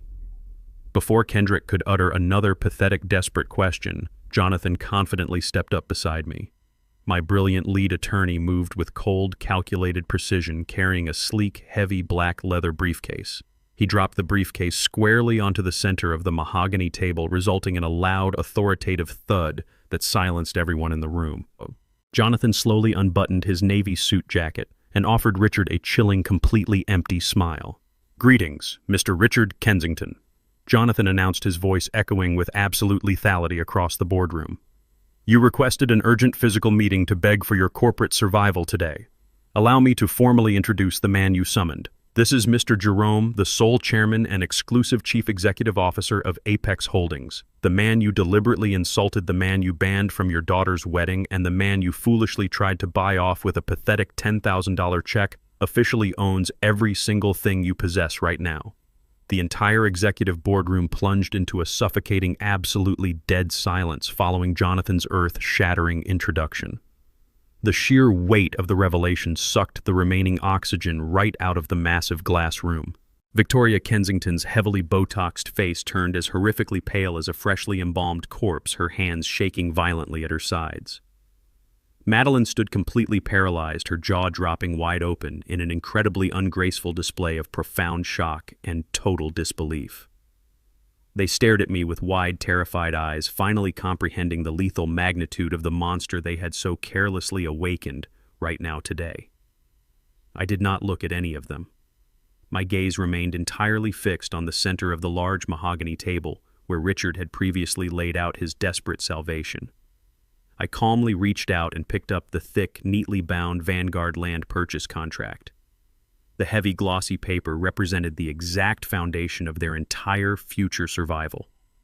Without uttering a single solitary syllable or breaking my terrifying stoic expression, I gripped the thick document with both of my strong hands. I slowly and deliberately tore the entire contract completely in half right in front of Richard's bulging, panicked eyes. The loud, sharp ripping sound echoed violently, like a gunshot across the pristine boardroom, shattering their last remaining illusions. I tossed the destroyed pieces casually onto the glass surface, watching them scatter like worthless trash. That specific piece of prime downtown real estate is no longer available for any commercial acquisition, I stated, my voice resonating with an icy, chilling finality that left absolutely no room for negotiation. I have officially decided to repurpose those exact 70 acres. I am going to build a completely free public park for the local working-class community to enjoy safely. I am absolutely not selling that land to your corrupt, failing corporation. Richard let out a highly pathetic whimpering sound, grabbing the edge of the table to prevent his weak knees from completely buckling underneath his weight. "You cannot possibly do this to us, Jerome," he gasped, his voice cracking with sheer, unadulterated desperation. "We desperately need that specific zoning approval to secure our massive federal funding by tomorrow morning. Without the Vanguard property, our entire corporate infrastructure collapses instantly. Please, you have to reconsider this brash decision immediately, right now, today, in this very specific, isolated boardroom, completely abandoning your heavy, lingering, massive rage." The highly exclusive Vanguard project was the single, isolated lifeline, keeping the heavily bleeding Kensington enterprise floating above total, catastrophic ruin. Richard had spent countless agonizing months fabricating environmental assessments and illegally promising guaranteed returns to vicious private lenders just to secure this precise developmental location. The heavily leveraged foundation of their generational wealth was constructed entirely upon the assumption that this massive architectural achievement would successfully launch. By casually destroying that crucial physical contract, I was effectively cutting the very last frayed safety rope holding their sinking billion-dollar Titanic above the dark, crushing oceanic depths today. Richard desperately attempted to force a highly unnatural, appeasing smile onto his sweating face, showcasing a truly nauseating display of utter cowardice. He aggressively rubbed his trembling hands together, bowing his head in an intensely submissive posture that completely contradicted his previously projected high society arrogance. "Jerome, please accept my deepest, most profound apologies for our earlier unacceptable behavior," Richard stammered, practically weeping openly in front of his thoroughly horrified wife and daughter. "We deeply misunderstood the complex dynamics of your impressive financial standing. You must realize that we are practically family now. Our brilliant children are deeply passionately in love with each other. We are going to be wonderful, joyous in-laws sharing beautiful future grandchildren together. We can absolutely find a highly lucrative, mutually beneficial compromise that successfully protects the Grand Kensington legacy while generously rewarding your incredible investment acumen. Let us completely forget the ugly, unfortunate misunderstandings of the past and look forward to a glorious, unified future right now, today." I casually ignored his pathetic, sniveling excuses and systematically crushed his absolute final fragment of lingering hope. I reached back into Jonathan's sleek open briefcase, extracting an incredibly thick, heavily bound stack of aggressive legal dossiers prominently displaying the terrifying label of primary creditor across the dark cover. I violently slammed the massive foreclosure file directly onto the pristine glass table, causing a loud, terrifying boom that aggressively jolted every single person currently standing paralyzed inside the expansive boardroom. The heavy, definitive sound permanently severed any remaining possibility of a peaceful resolution between our completely divided families today. We are absolutely not family, Richard. I pronounced, my voice projecting a cold, unyielding frequency that completely dominated the physical space of the massive glass room. You aggressively demanded full liquid payment of your massive corporate liabilities, and I am officially here today to aggressively collect my undisputed heavy financial dues. I sharply tapped my right index finger repeatedly against the thick, rigid cover of the ultimate foreclosure documentation. According to the strict acceleration clauses embedded deep within your consolidated toxic debt profile, your mandatory grace period officially expired exactly 2 full hours ago at precisely 8 o'clock this morning. You have monumentally failed to produce the $400 million required to satisfy this aggressive outstanding loan. Therefore, as the sole overarching controlling entity of Apex Holdings, I am officially and permanently confiscating every single tangible asset currently registered under the disgraced Kensington name. I am aggressively seizing absolute ownership of this entire 50-story commercial tower immediately. I am legally appropriating your sprawling luxury mansion securely hidden within the exclusive Hamptons Country Club.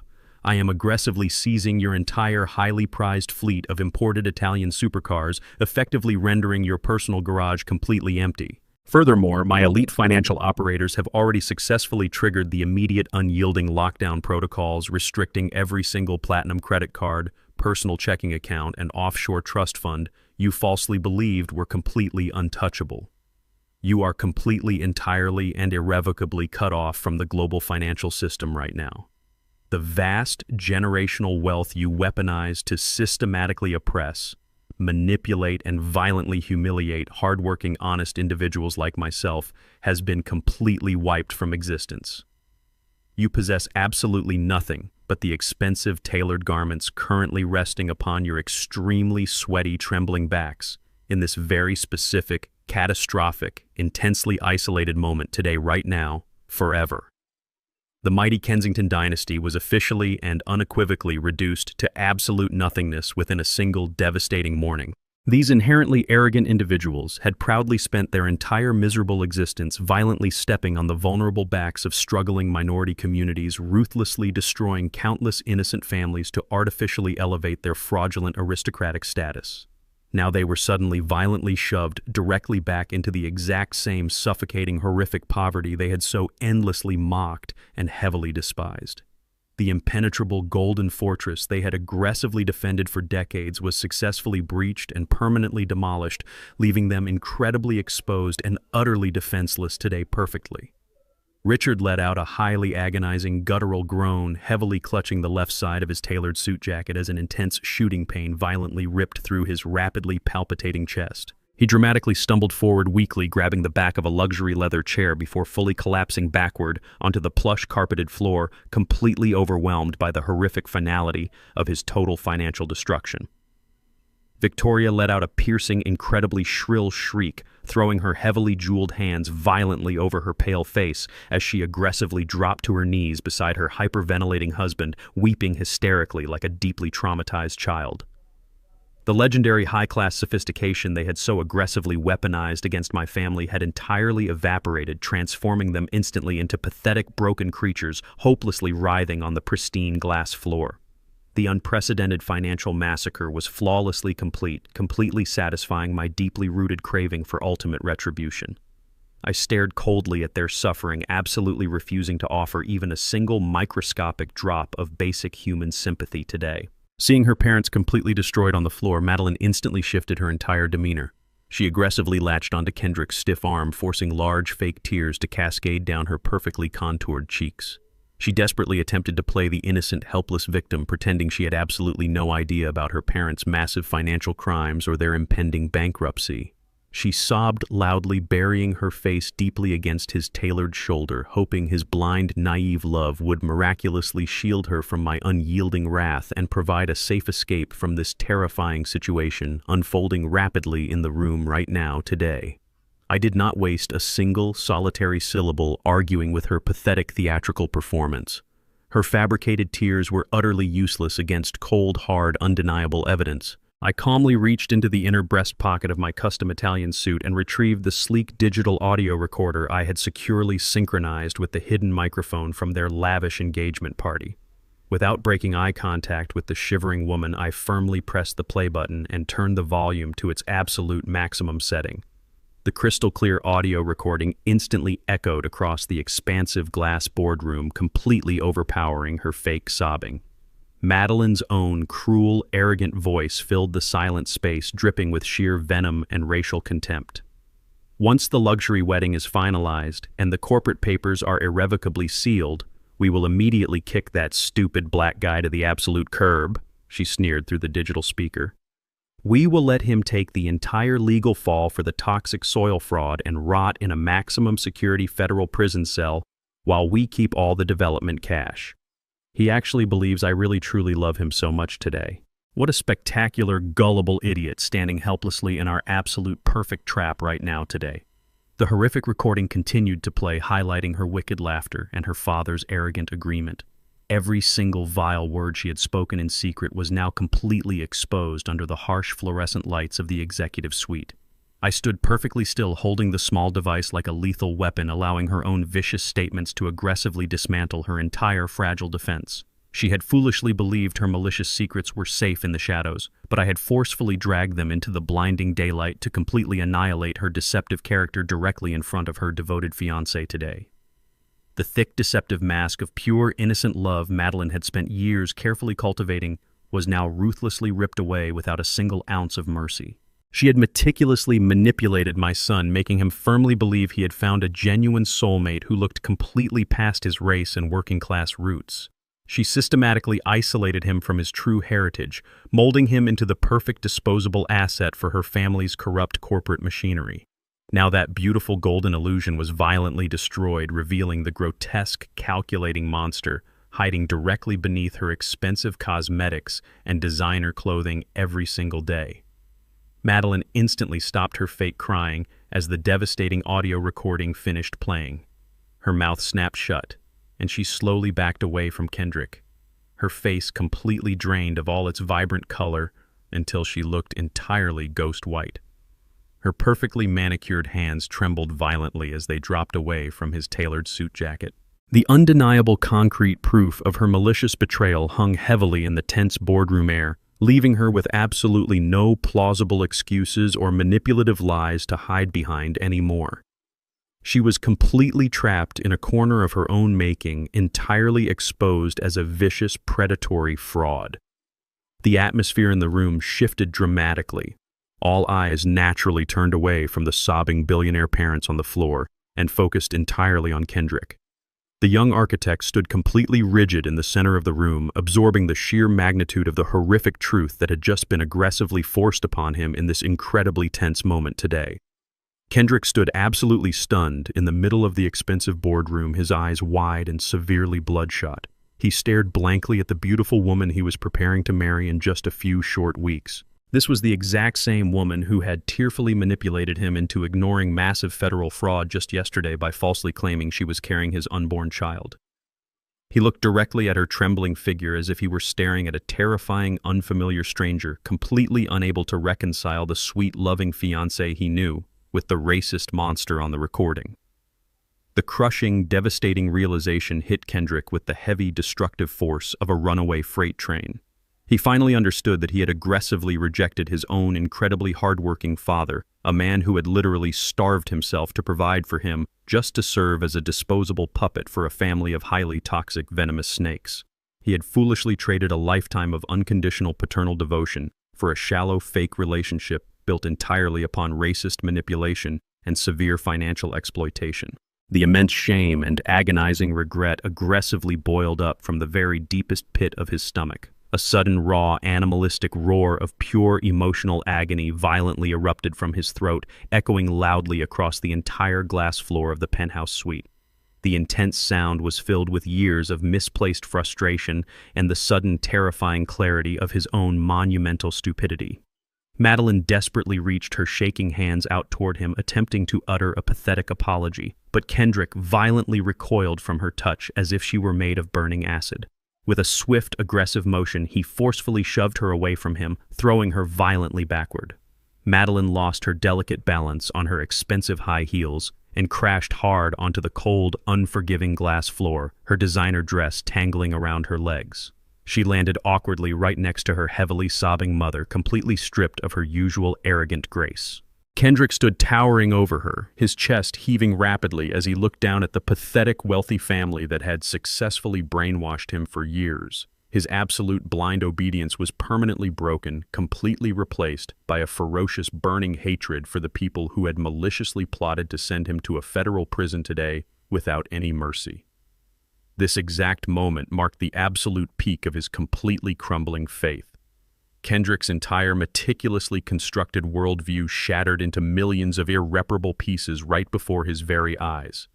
He had spent his entire adult life deeply worshiping the elite upper class, genuinely believing their massive generational wealth naturally equated to superior morality and flawless human character.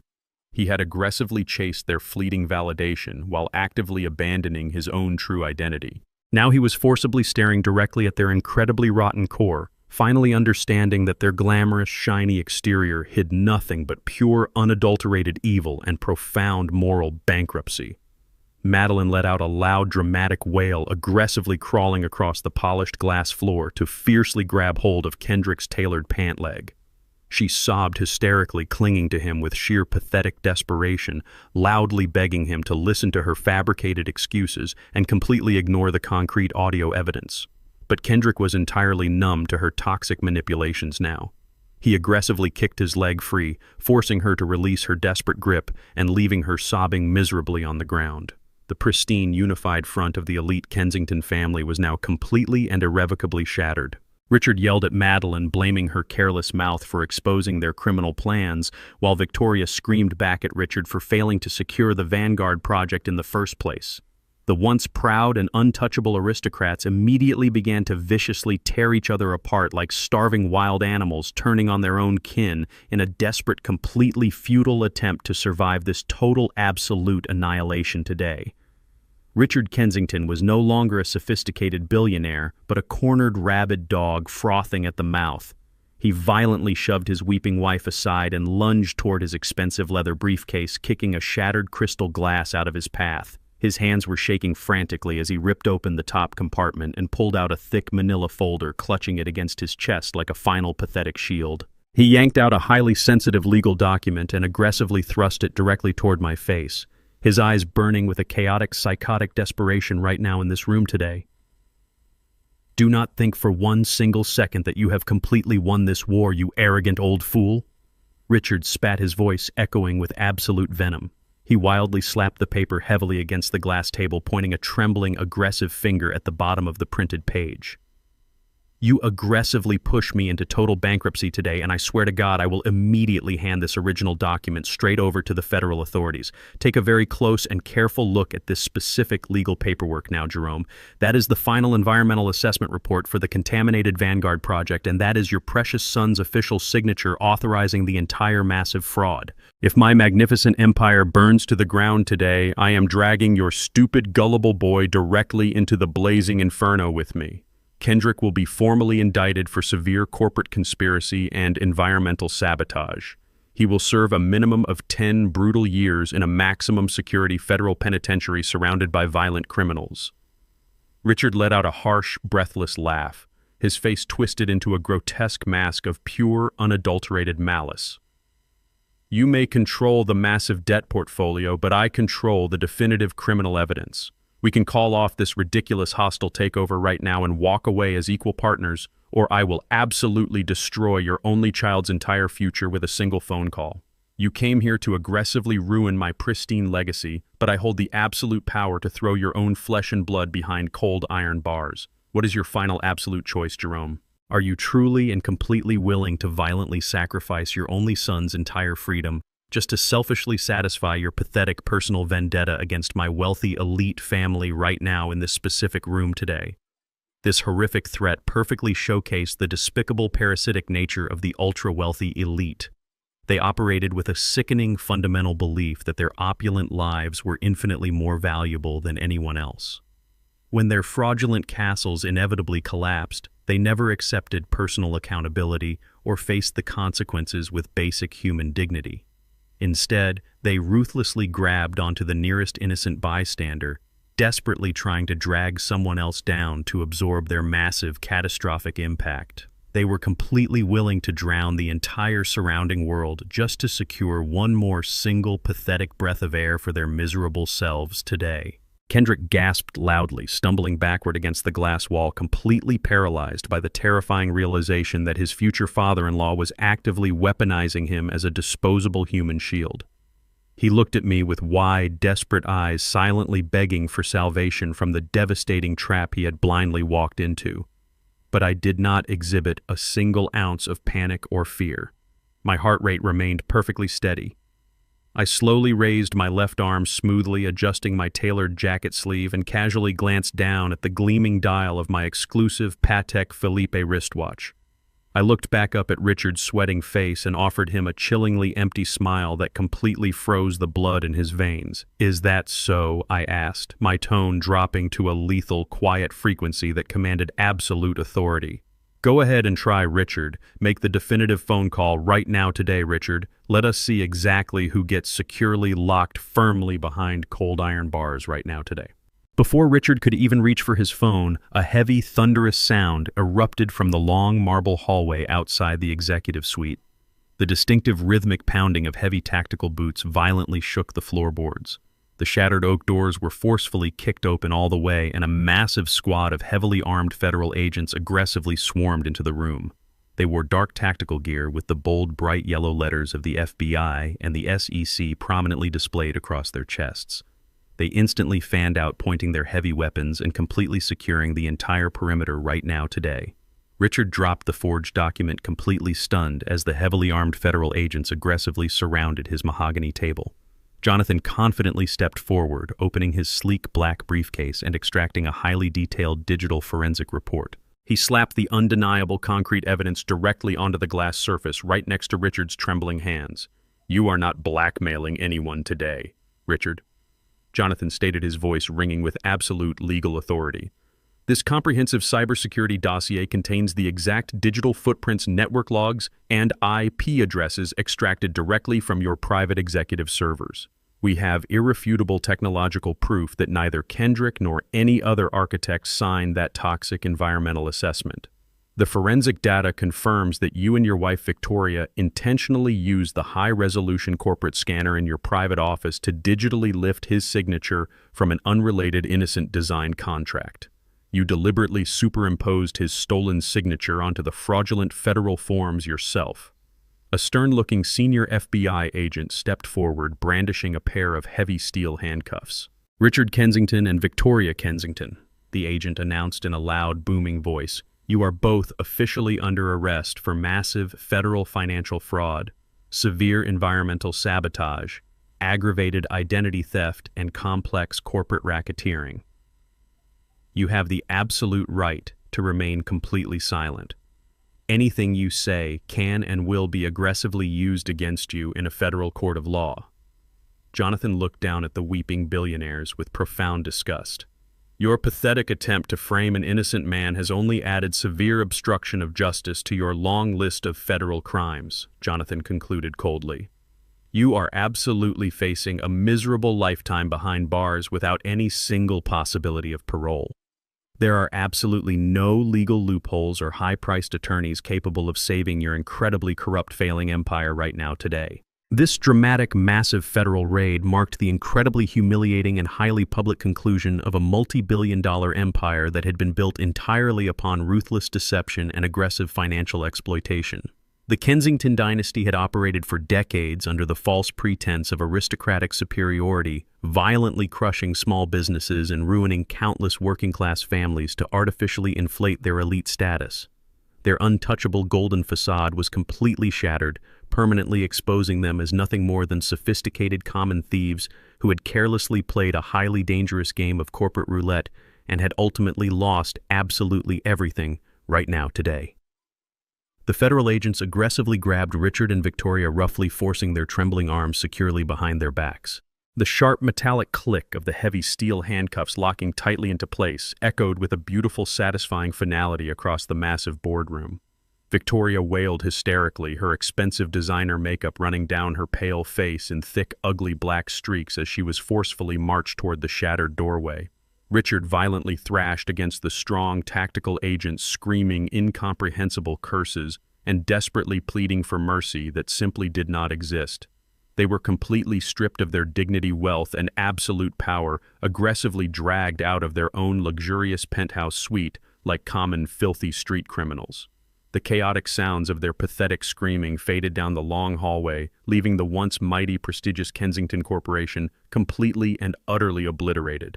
Their massive, fraudulent legacy was officially erased from human existence, permanently closing the darkest chapter of their incredibly vile and highly toxic lives today without any mercy whatsoever right now. Madeline was left alone on the floor. Suddenly, a rapid succession of sharp electronic beeps erupted from her designer handbag. She scrambled to pull out her diamond-encrusted smartphone. The bright screen illuminated her tear-streaked face, displaying dozens of automated text messages from various elite banking institutions. Every single one of her exclusive platinum credit cards, offshore accounts, and emergency trust funds had been aggressively and permanently frozen. Her massive digital wealth was instantly wiped out, leaving her with absolutely zero capital. She was completely penniless and utterly helpless in a matter of mere seconds right now today. The sudden terrifying realization of her absolute financial ruin completely shattered the last remaining fragments of Madeline's fragile aristocratic pride. The incredibly arrogant woman who had openly mocked my working-class background and treated me like a repulsive disease now aggressively dropped to her bare knees on the cold glass floor. She crawled frantically across the boardroom, completely abandoning her high society dignity. She lunged forward aggressively, wrapping her trembling arms around my tailored legs and fiercely gripping the polished leather of my expensive shoes. "Please, you have to stop this," she wailed hysterically, her voice cracking with sheer, pathetic desperation. "I am so incredibly sorry for everything I said and did to you. I was completely blind and foolish. You are a brilliant, powerful man. Please do not take my money away from me. I cannot survive without my accounts. I will publicly apologize to you in front of everyone today.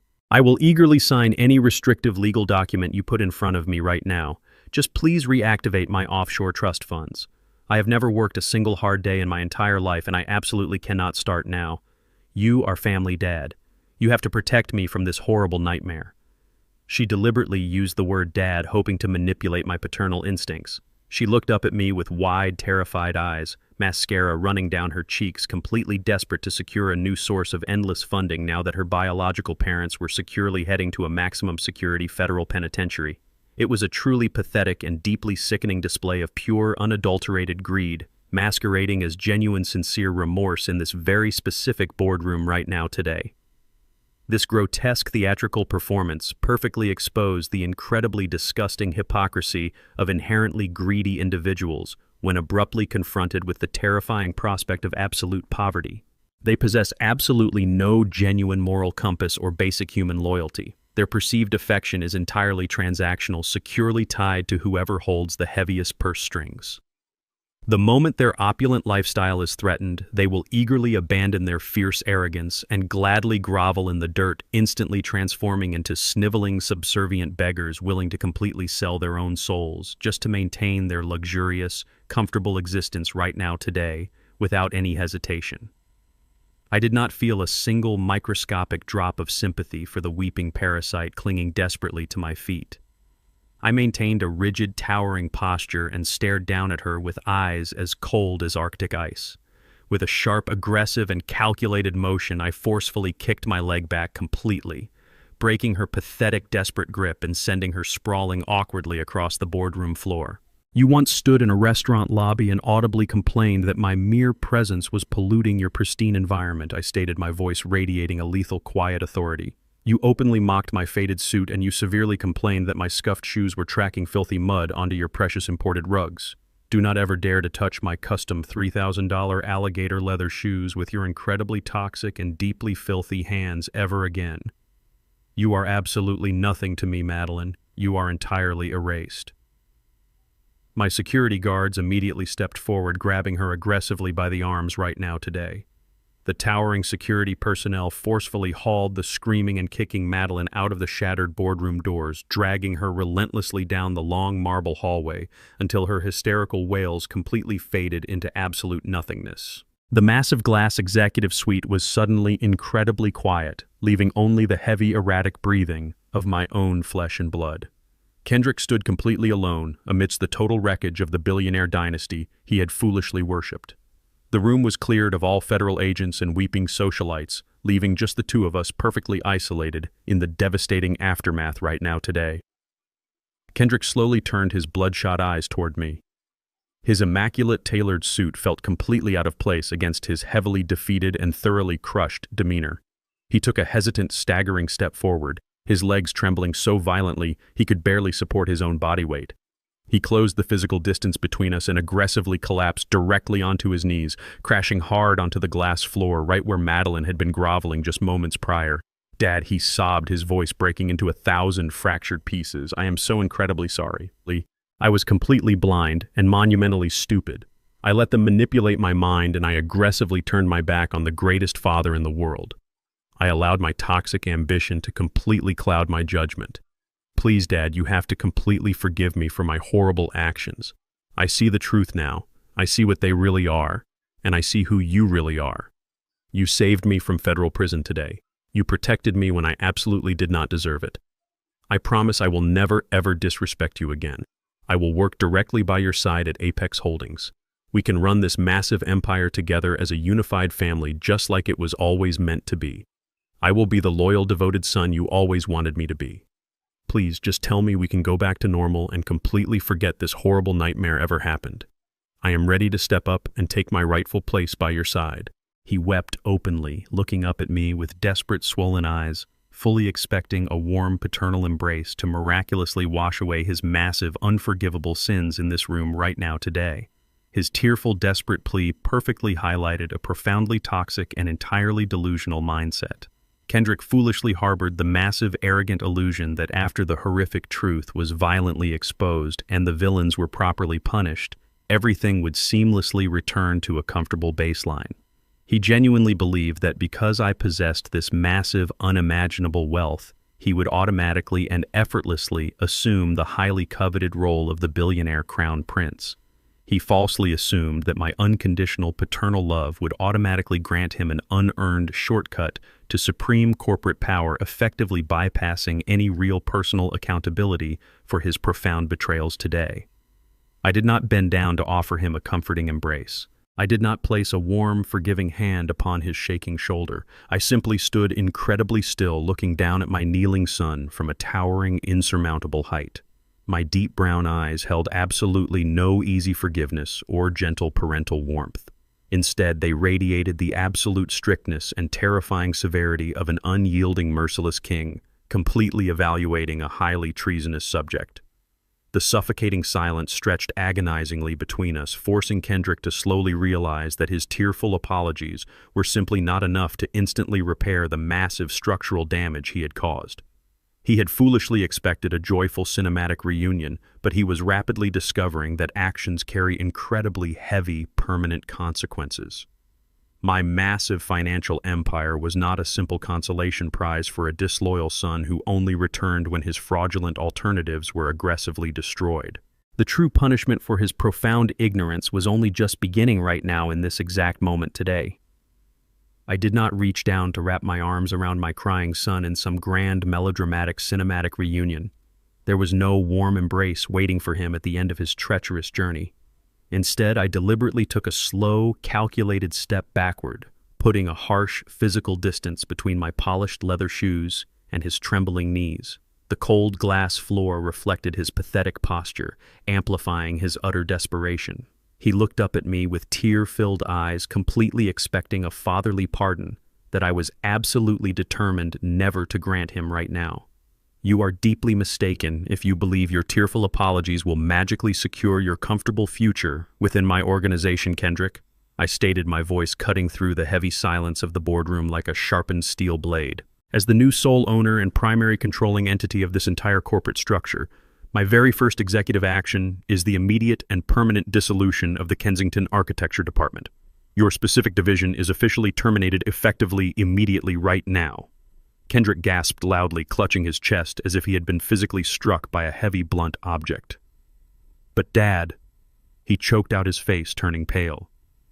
I am the lead architect. You cannot just fire me. I am your son. I stared down at him without a single ounce of pity. I am not functioning as your father in this specific professional capacity, I countered coldly. I am the absolute chief executive officer heavily restructuring a highly corrupt and completely bankrupt enterprise. You are officially unemployed as of this exact second. Furthermore, you will receive absolutely no corporate severance package or unearned financial bailouts from my private accounts.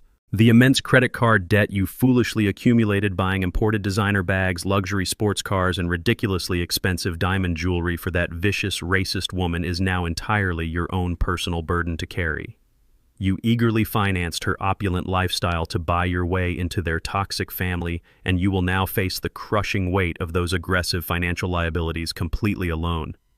You are totally stripped of your prestigious corporate title, your lucrative monthly salary, and your false aristocratic identity.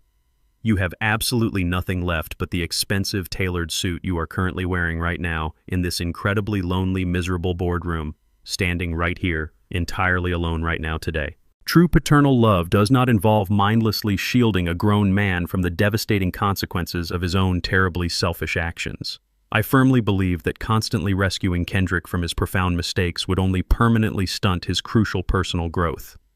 He needed to physically taste the incredibly bitter and highly toxic fruit he had so eagerly planted. Allowing him to aggressively hit absolute rock bottom was the only viable method left to completely destroy his massive, arrogant ego and forcefully rebuild his completely shattered moral compass from the very ground up right now today, without any mercy perfectly. Kendrick remained kneeling on the floor, his physical body shaking with violent, uncontrollable tremors as the sheer gravity of my ultimate decree finally penetrated his highly delusional mind. He was completely trapped in a severe state of profound cognitive shock, entirely unable to fully process the catastrophic reality of his sudden, absolute bankruptcy. The glorious golden safety net he had completely taken for granted had been aggressively and permanently severed, leaving him plunging rapidly into a dark, terrifying financial abyss. He frantically realized he had absolutely no recurring income remaining to service his incredibly massive debts and zero liquid assets to his disgraced name. The elite luxury apartment he rented, the imported vehicles he leased, and the high society image he desperately worshipped were all instantaneously vaporized into thin air. He was suddenly completely exposed and entirely vulnerable, entirely stripped of every single superficial resource he relied upon. Horrific, agonizing panic fiercely gripped his tight chest, suffocating him relentlessly in this completely isolated room. Kendrick aggressively grabbed the sharply creased fabric of my tailored suit pants, his tears flowing freely and continuously down his terribly exhausted face. "Please, Dad," he wailed loudly, his voice cracking under the intense, unbearable pressure of his imminent, massive ruin. "I cannot possibly survive this kind of heavy, crushing debt completely alone. The predatory credit companies will completely destroy my entire life, instantly. I am furiously begging you to just aggressively pay off this specific balance for me, one single final time today. I solemnly promise I will perfectly repay every single cent to you somehow eventually." I firmly pulled my leg back effortlessly, breaking his desperate, weak grip entirely. I looked down at him with an expression of pure, unyielding resolve, refusing to offer him any easy, pathetic escape route. Absolute ignorance and extreme foolishness must always be paid for with your own personal blood and agonizing sweat. "Kendrick," I declared, my voice booming with a heavy, unforgiving authority across the empty boardroom. "You aggressively chose to entirely sell out your own family, your rich heritage, and your deep personal integrity just to desperately chase after meaningless, shallow vanity. You willfully turned a blind eye to massive federal crimes simply because you were completely terrified of losing a fraudulent aristocratic status that never truly belonged to you in the first place. My immense, hard-earned wealth is absolutely not a convenient magic wand designed to instantly erase the severe, catastrophic consequences of your incredibly selfish and profoundly foolish actions. I will not casually write a massive check to aggressively rescue you from a terrifying monster that you actively fed and nurtured yourself. You must now face the terrifying collection agencies, the aggressive repossession officers, and the deep public humiliation completely on your own merit. You desperately wanted to effortlessly live like a wealthy, powerful elite. So now, you must fully learn how to survive the brutal, freezing winter of total, absolute poverty. Do not dare to contact my private corporate offices or ever beg for my vast financial assistance again. Whenever you finally manage to learn exactly how to be a highly responsible, self-sufficient, and truly honorable man, standing firmly on your own 2 feet. We will successfully have a real conversation about your future right now today, in this incredibly quiet room right here forever right now, finally indeed thoroughly today. Nearly 50 long years ago, I arrived in this harsh, unforgiving city with absolutely nothing but the deeply frayed shirt on my aching back and a fiercely burning determination in my tough, resilient heart. I aggressively fought tooth and nail against severe, systematic poverty, violent prejudice, and overwhelming, seemingly impossible odds to meticulously construct my massive global empire completely from scratch.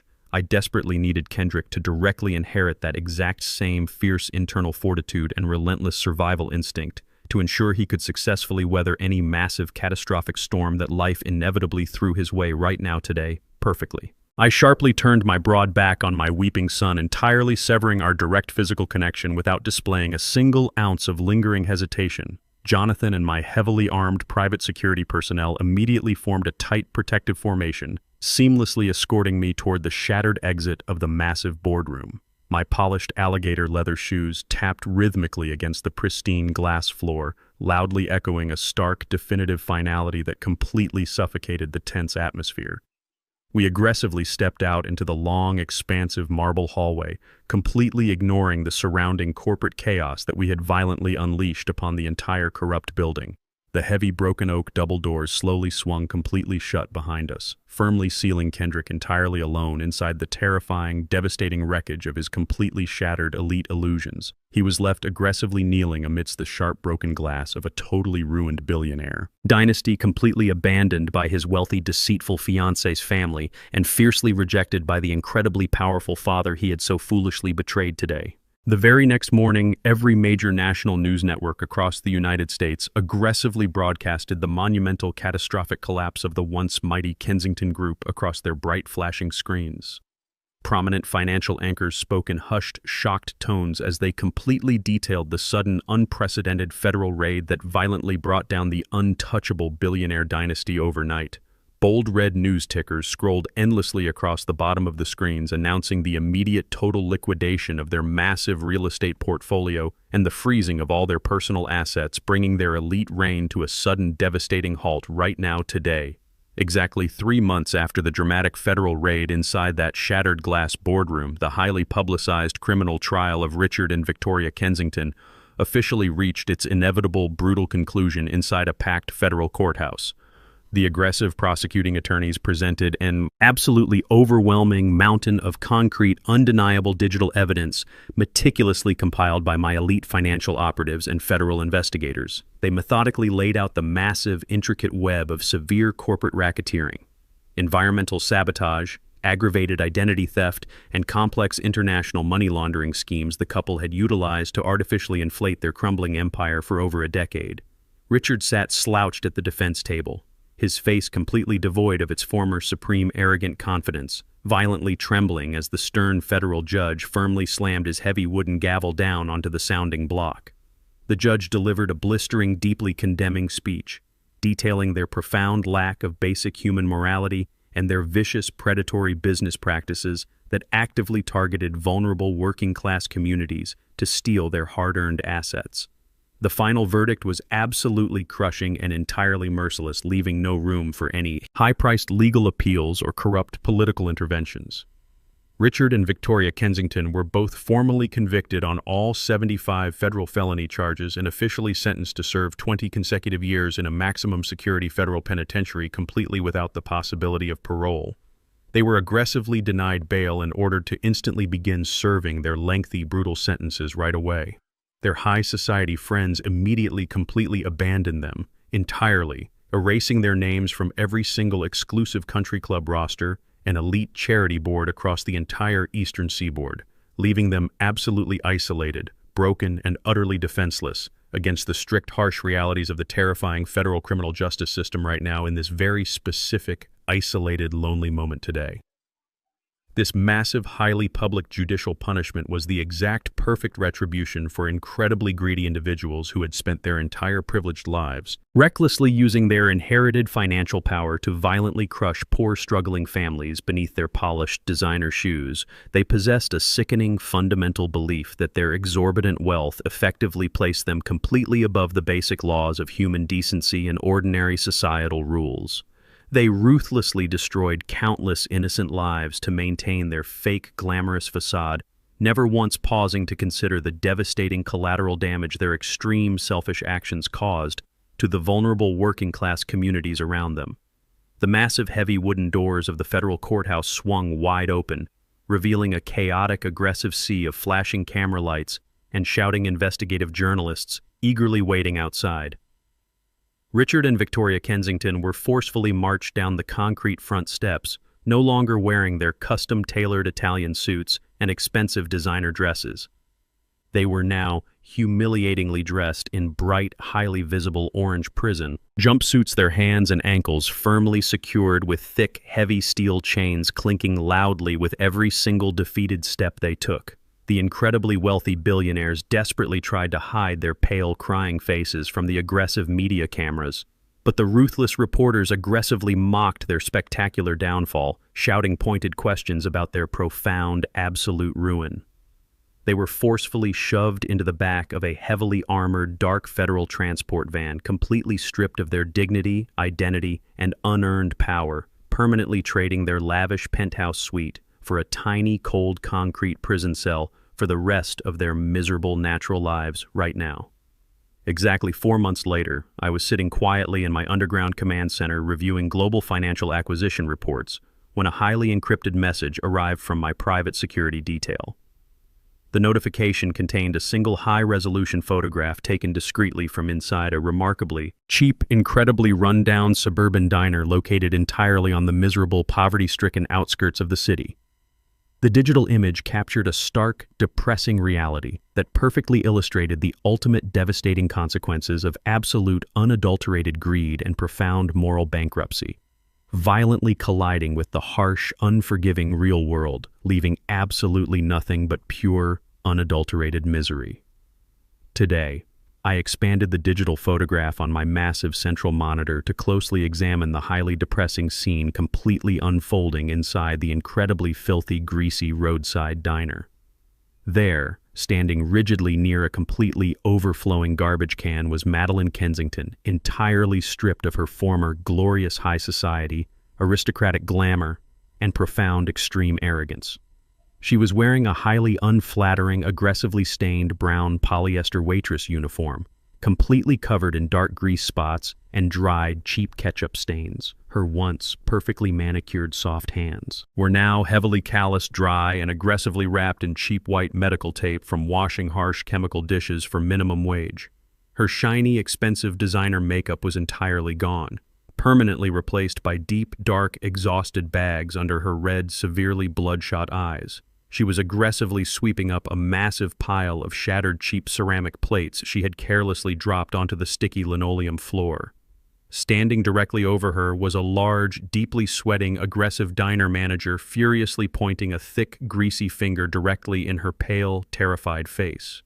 He was loudly and violently berating her for her sheer incompetence, aggressively screaming that the cost of the broken dishes would be immediately violently deducted from her already incredibly pathetic weekly paycheck, completely destroying any small, fragile hope she had of surviving the upcoming harsh winter season without severely starving. Completely, entirely alone. The former billionaire heiress who had once fiercely, complained that my worn leather shoes were tracking filthy mud onto her imported expensive rugs, was now aggressively sobbing openly in public, completely humiliated, desperately begging a fast food manager not to fire her because she absolutely needed the meager cash to successfully pay her overdue monthly rent for a tiny rat-infested studio apartment right now in this exact specific, incredibly desperate and completely helpless moment.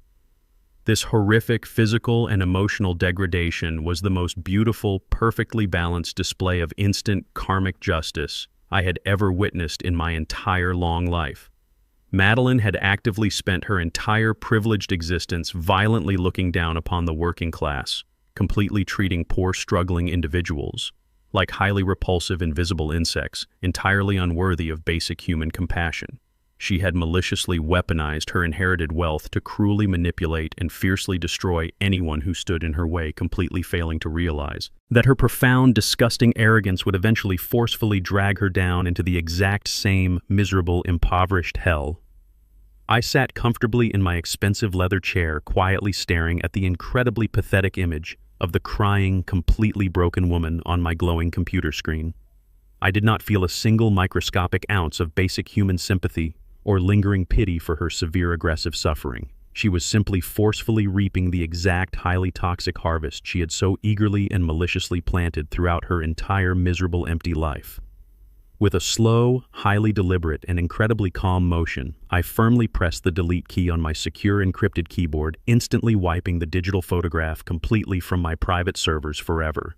I casually closed the heavy lid of my expensive metallic laptop, decisively and permanently, erasing the entire disgraced Kensington family from my active memory and my ongoing life.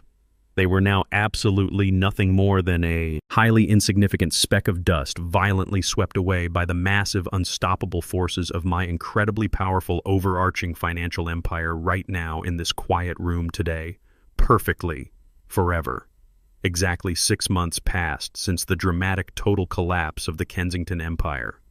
High above the scorching city pavement, the merciless summer sun beat down, aggressively raising the temperature to a blistering 104 degrees. Kendrick stood amidst the deafening roar of heavy machinery entirely covered in a thick layer of suffocating gray cement. Dust and heavy sweat. He wore heavily stained protective gear, adjusting his hard hat as he hoisted an incredibly heavy 90-pound bag of concrete onto his violently aching shoulder, struggling under the intense, crushing weight on the busy, noisy construction site today. No more luxury imported sports cars, and absolutely no more sprawling penthouse suites. Kendrick had aggressively stripped his life down to the barest minimum required for human survival. He currently rented a tiny windowless room in a dangerous, dilapidated slum on the absolute worst side of the city, dedicating every single waking hour to performing brutal manual labor just to aggressively pay down the massive, insurmountable credit card debt he owed.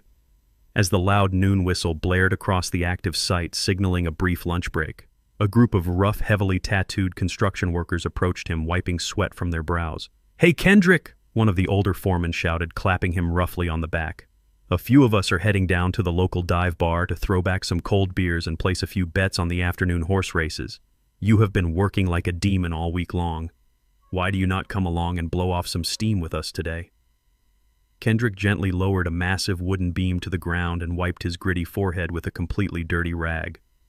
"I appreciate the offer, gentlemen," he replied, his voice remarkably steady and completely devoid of any former aristocratic arrogance. "But I have to respectfully decline your invitation. Every single dollar I earn on this site has a specific dedicated purpose, and I absolutely cannot afford to waste a single dime on cheap liquor right now." The foreman let out a loud, booming laugh, shaking his head in mild amusement. "Suit yourself, kid," the man chuckled. "You are definitely the most stubbornly disciplined worker I have ever seen on these tough, brutal sites." Kendrick simply offered a polite, tired smile, turning his full attention back to his physical labor. Instantly today, the highly toxic and completely delusional upper-class shell that previously encased his entire personality had been violently and thoroughly stripped away. Without the blinding artificial allure of unearned wealth and fraudulent prestige clouding his judgment, the core foundation of his true character was finally revealed. Kendrick was returning to his absolute, most fundamental, authentic self. He had successfully reclaimed the deeply ingrained honesty, unwavering resilience, and genuine fierce will to survive that he originally inherited from his hardworking father, completely transforming into a truly honorable man who understood the profound inherent value of pure, intense labor today. The remarkably delicate and unblemished hands that had once elegantly gripped incredibly expensive architectural drawing pens, drafting billion-dollar luxury penthouses, were now permanently stained. They were currently heavily calloused, deeply blistered, and actively bleeding from handling raw, rough cement blocks for 10 grueling hours every single day. The sheer physical agony radiating through his heavily exhausted muscles was absolutely overwhelming, fiercely burning his entire upper body. Yet Kendrick aggressively gritted his teeth and silently endured the immense, excruciating pain without ever uttering a single solitary word of complaint to anyone. He forcefully pushed through the massive, suffocating heat, refusing to take any unauthorized breaks or display any momentary signs of structural weakness. He knew with absolute, unquestionable certainty that this incredibly brutal manual labor was the exact necessary punishment required to properly cleanse his highly corrupted soul, permanently paying the heavy ultimate price for his former arrogant ignorance. He hoisted another massive concrete bag, stepping boldly forward into the blazing light. Today. Perfectly now. Exactly 100 meters away from the active, deafening construction site, a highly battered and severely rusted old Chevrolet pickup truck was parked quietly, entirely hidden beneath the thick, dark shade of a massive, towering oak tree.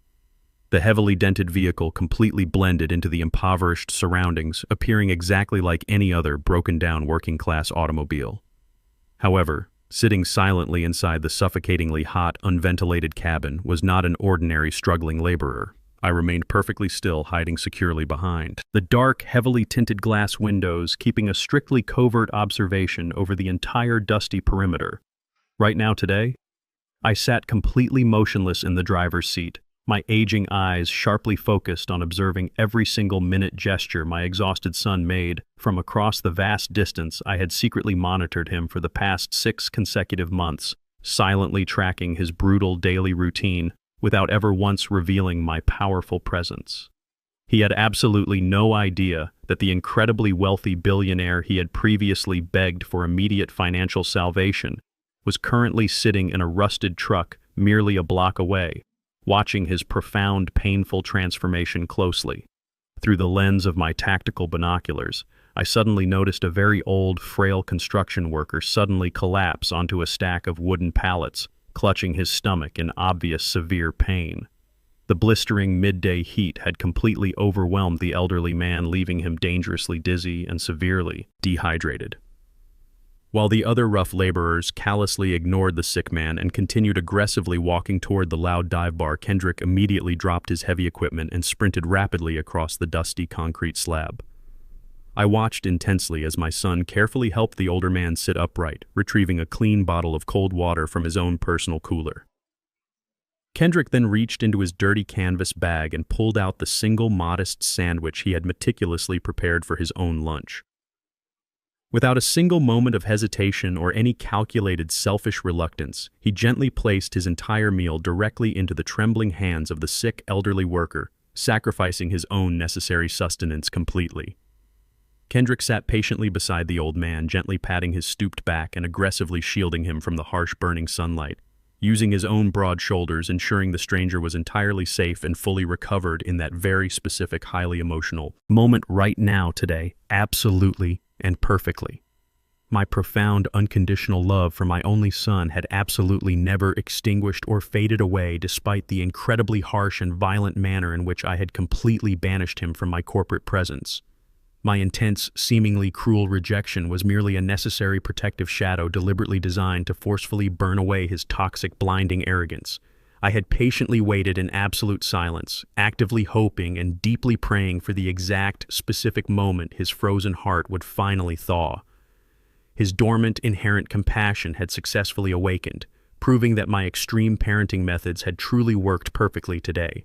Right now, indeed, as I silently watched him gently offer his very last piece of fresh bread to a completely helpless stranger, A sudden overwhelming wave of pure, profound emotion fiercely crashed directly into my solid chest.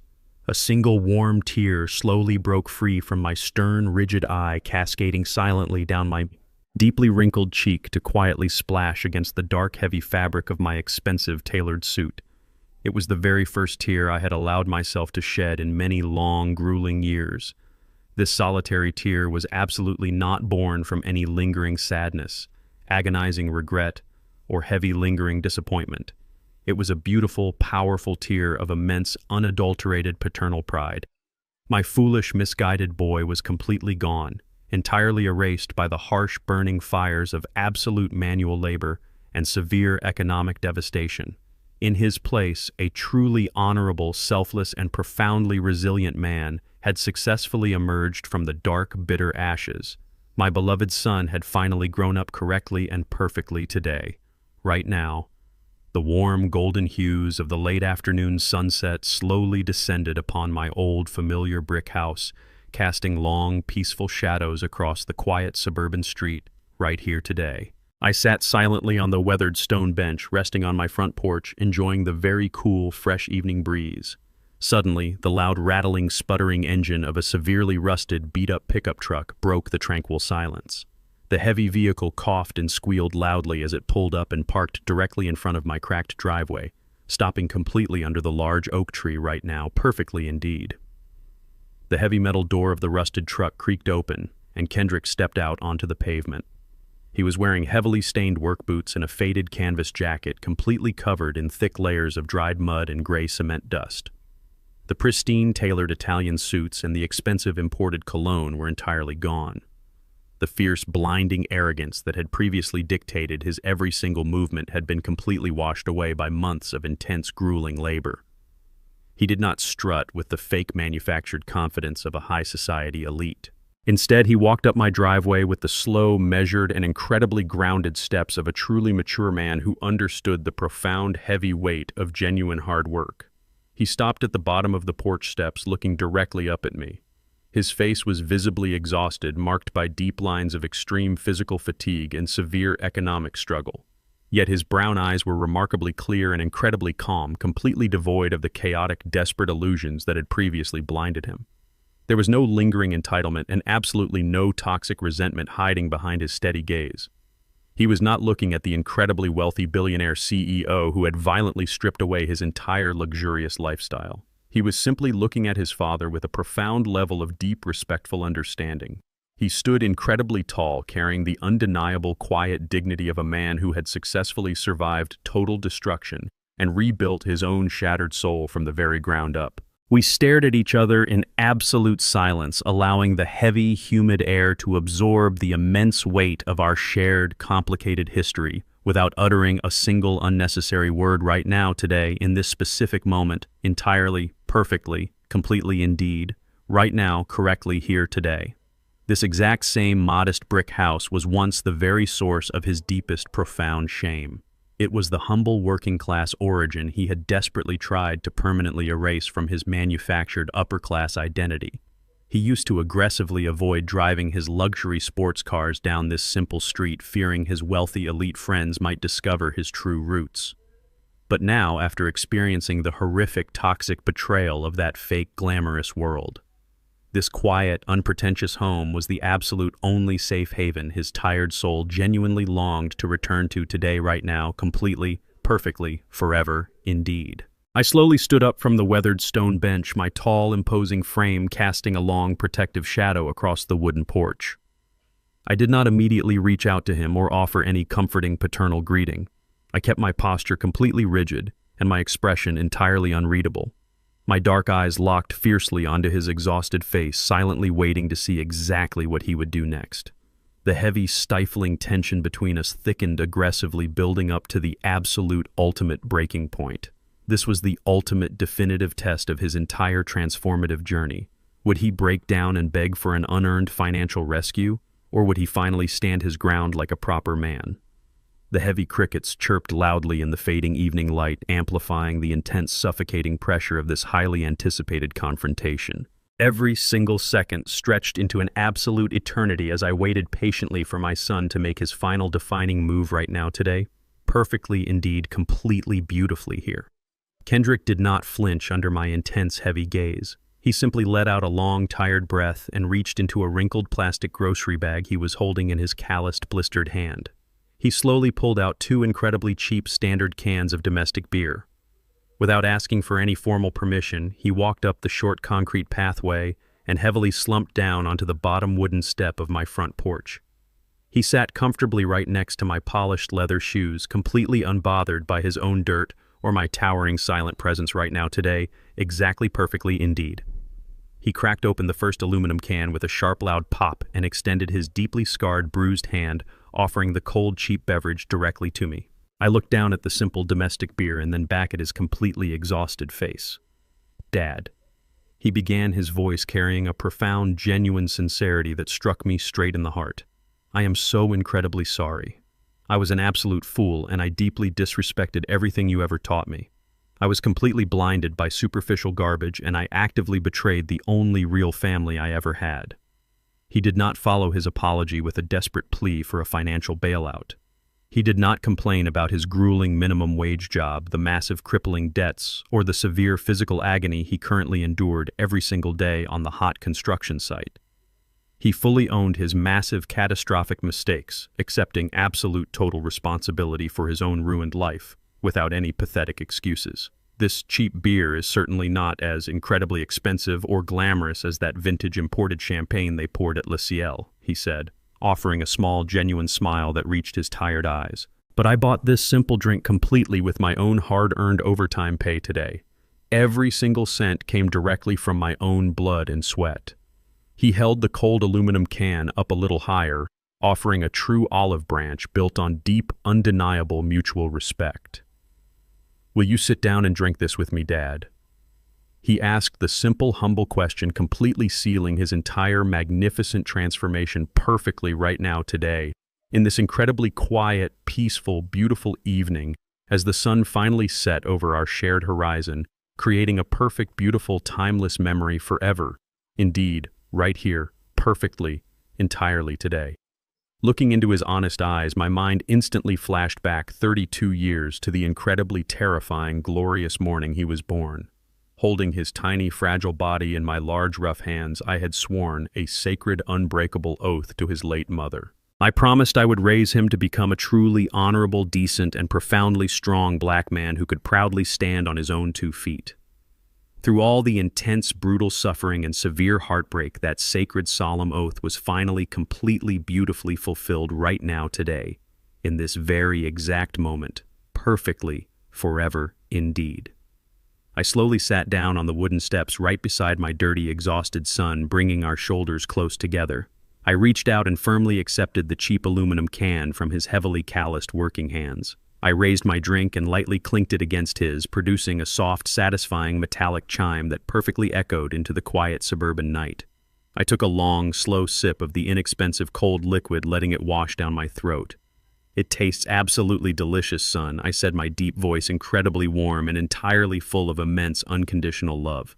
A bright, radiant smile of pure, genuine reconciliation simultaneously broke across both of our faces, completely erasing all the dark, bitter pain of the past year. The massive, invisible financial empire generating $200,000 every single month was still securely waiting in the shadows. But this time, it had finally found a truly worthy, honorable heir. The brutal, completely flawless lesson was officially over perfectly today, indeed. Reflecting on this entire journey, I realized a profound truth about the nature of real wealth. True prosperity is never measured by the balance in your offshore bank accounts or the expensive designer labels stitched inside your tailored suits. It is measured entirely by the unbreakable strength of your personal character and your fierce resilience when everything you rely on is violently stripped away. Money can easily buy a beautiful, convincing illusion, but it can never purchase genuine loyalty or basic human integrity. We must build our lives on a solid foundation of respect and honest hard work, because those are the only true assets that can never be seized or destroyed by anyone today. If this story resonated with you, please share your thoughts in the comments below and subscribe to the channel for more powerful lessons on life and family.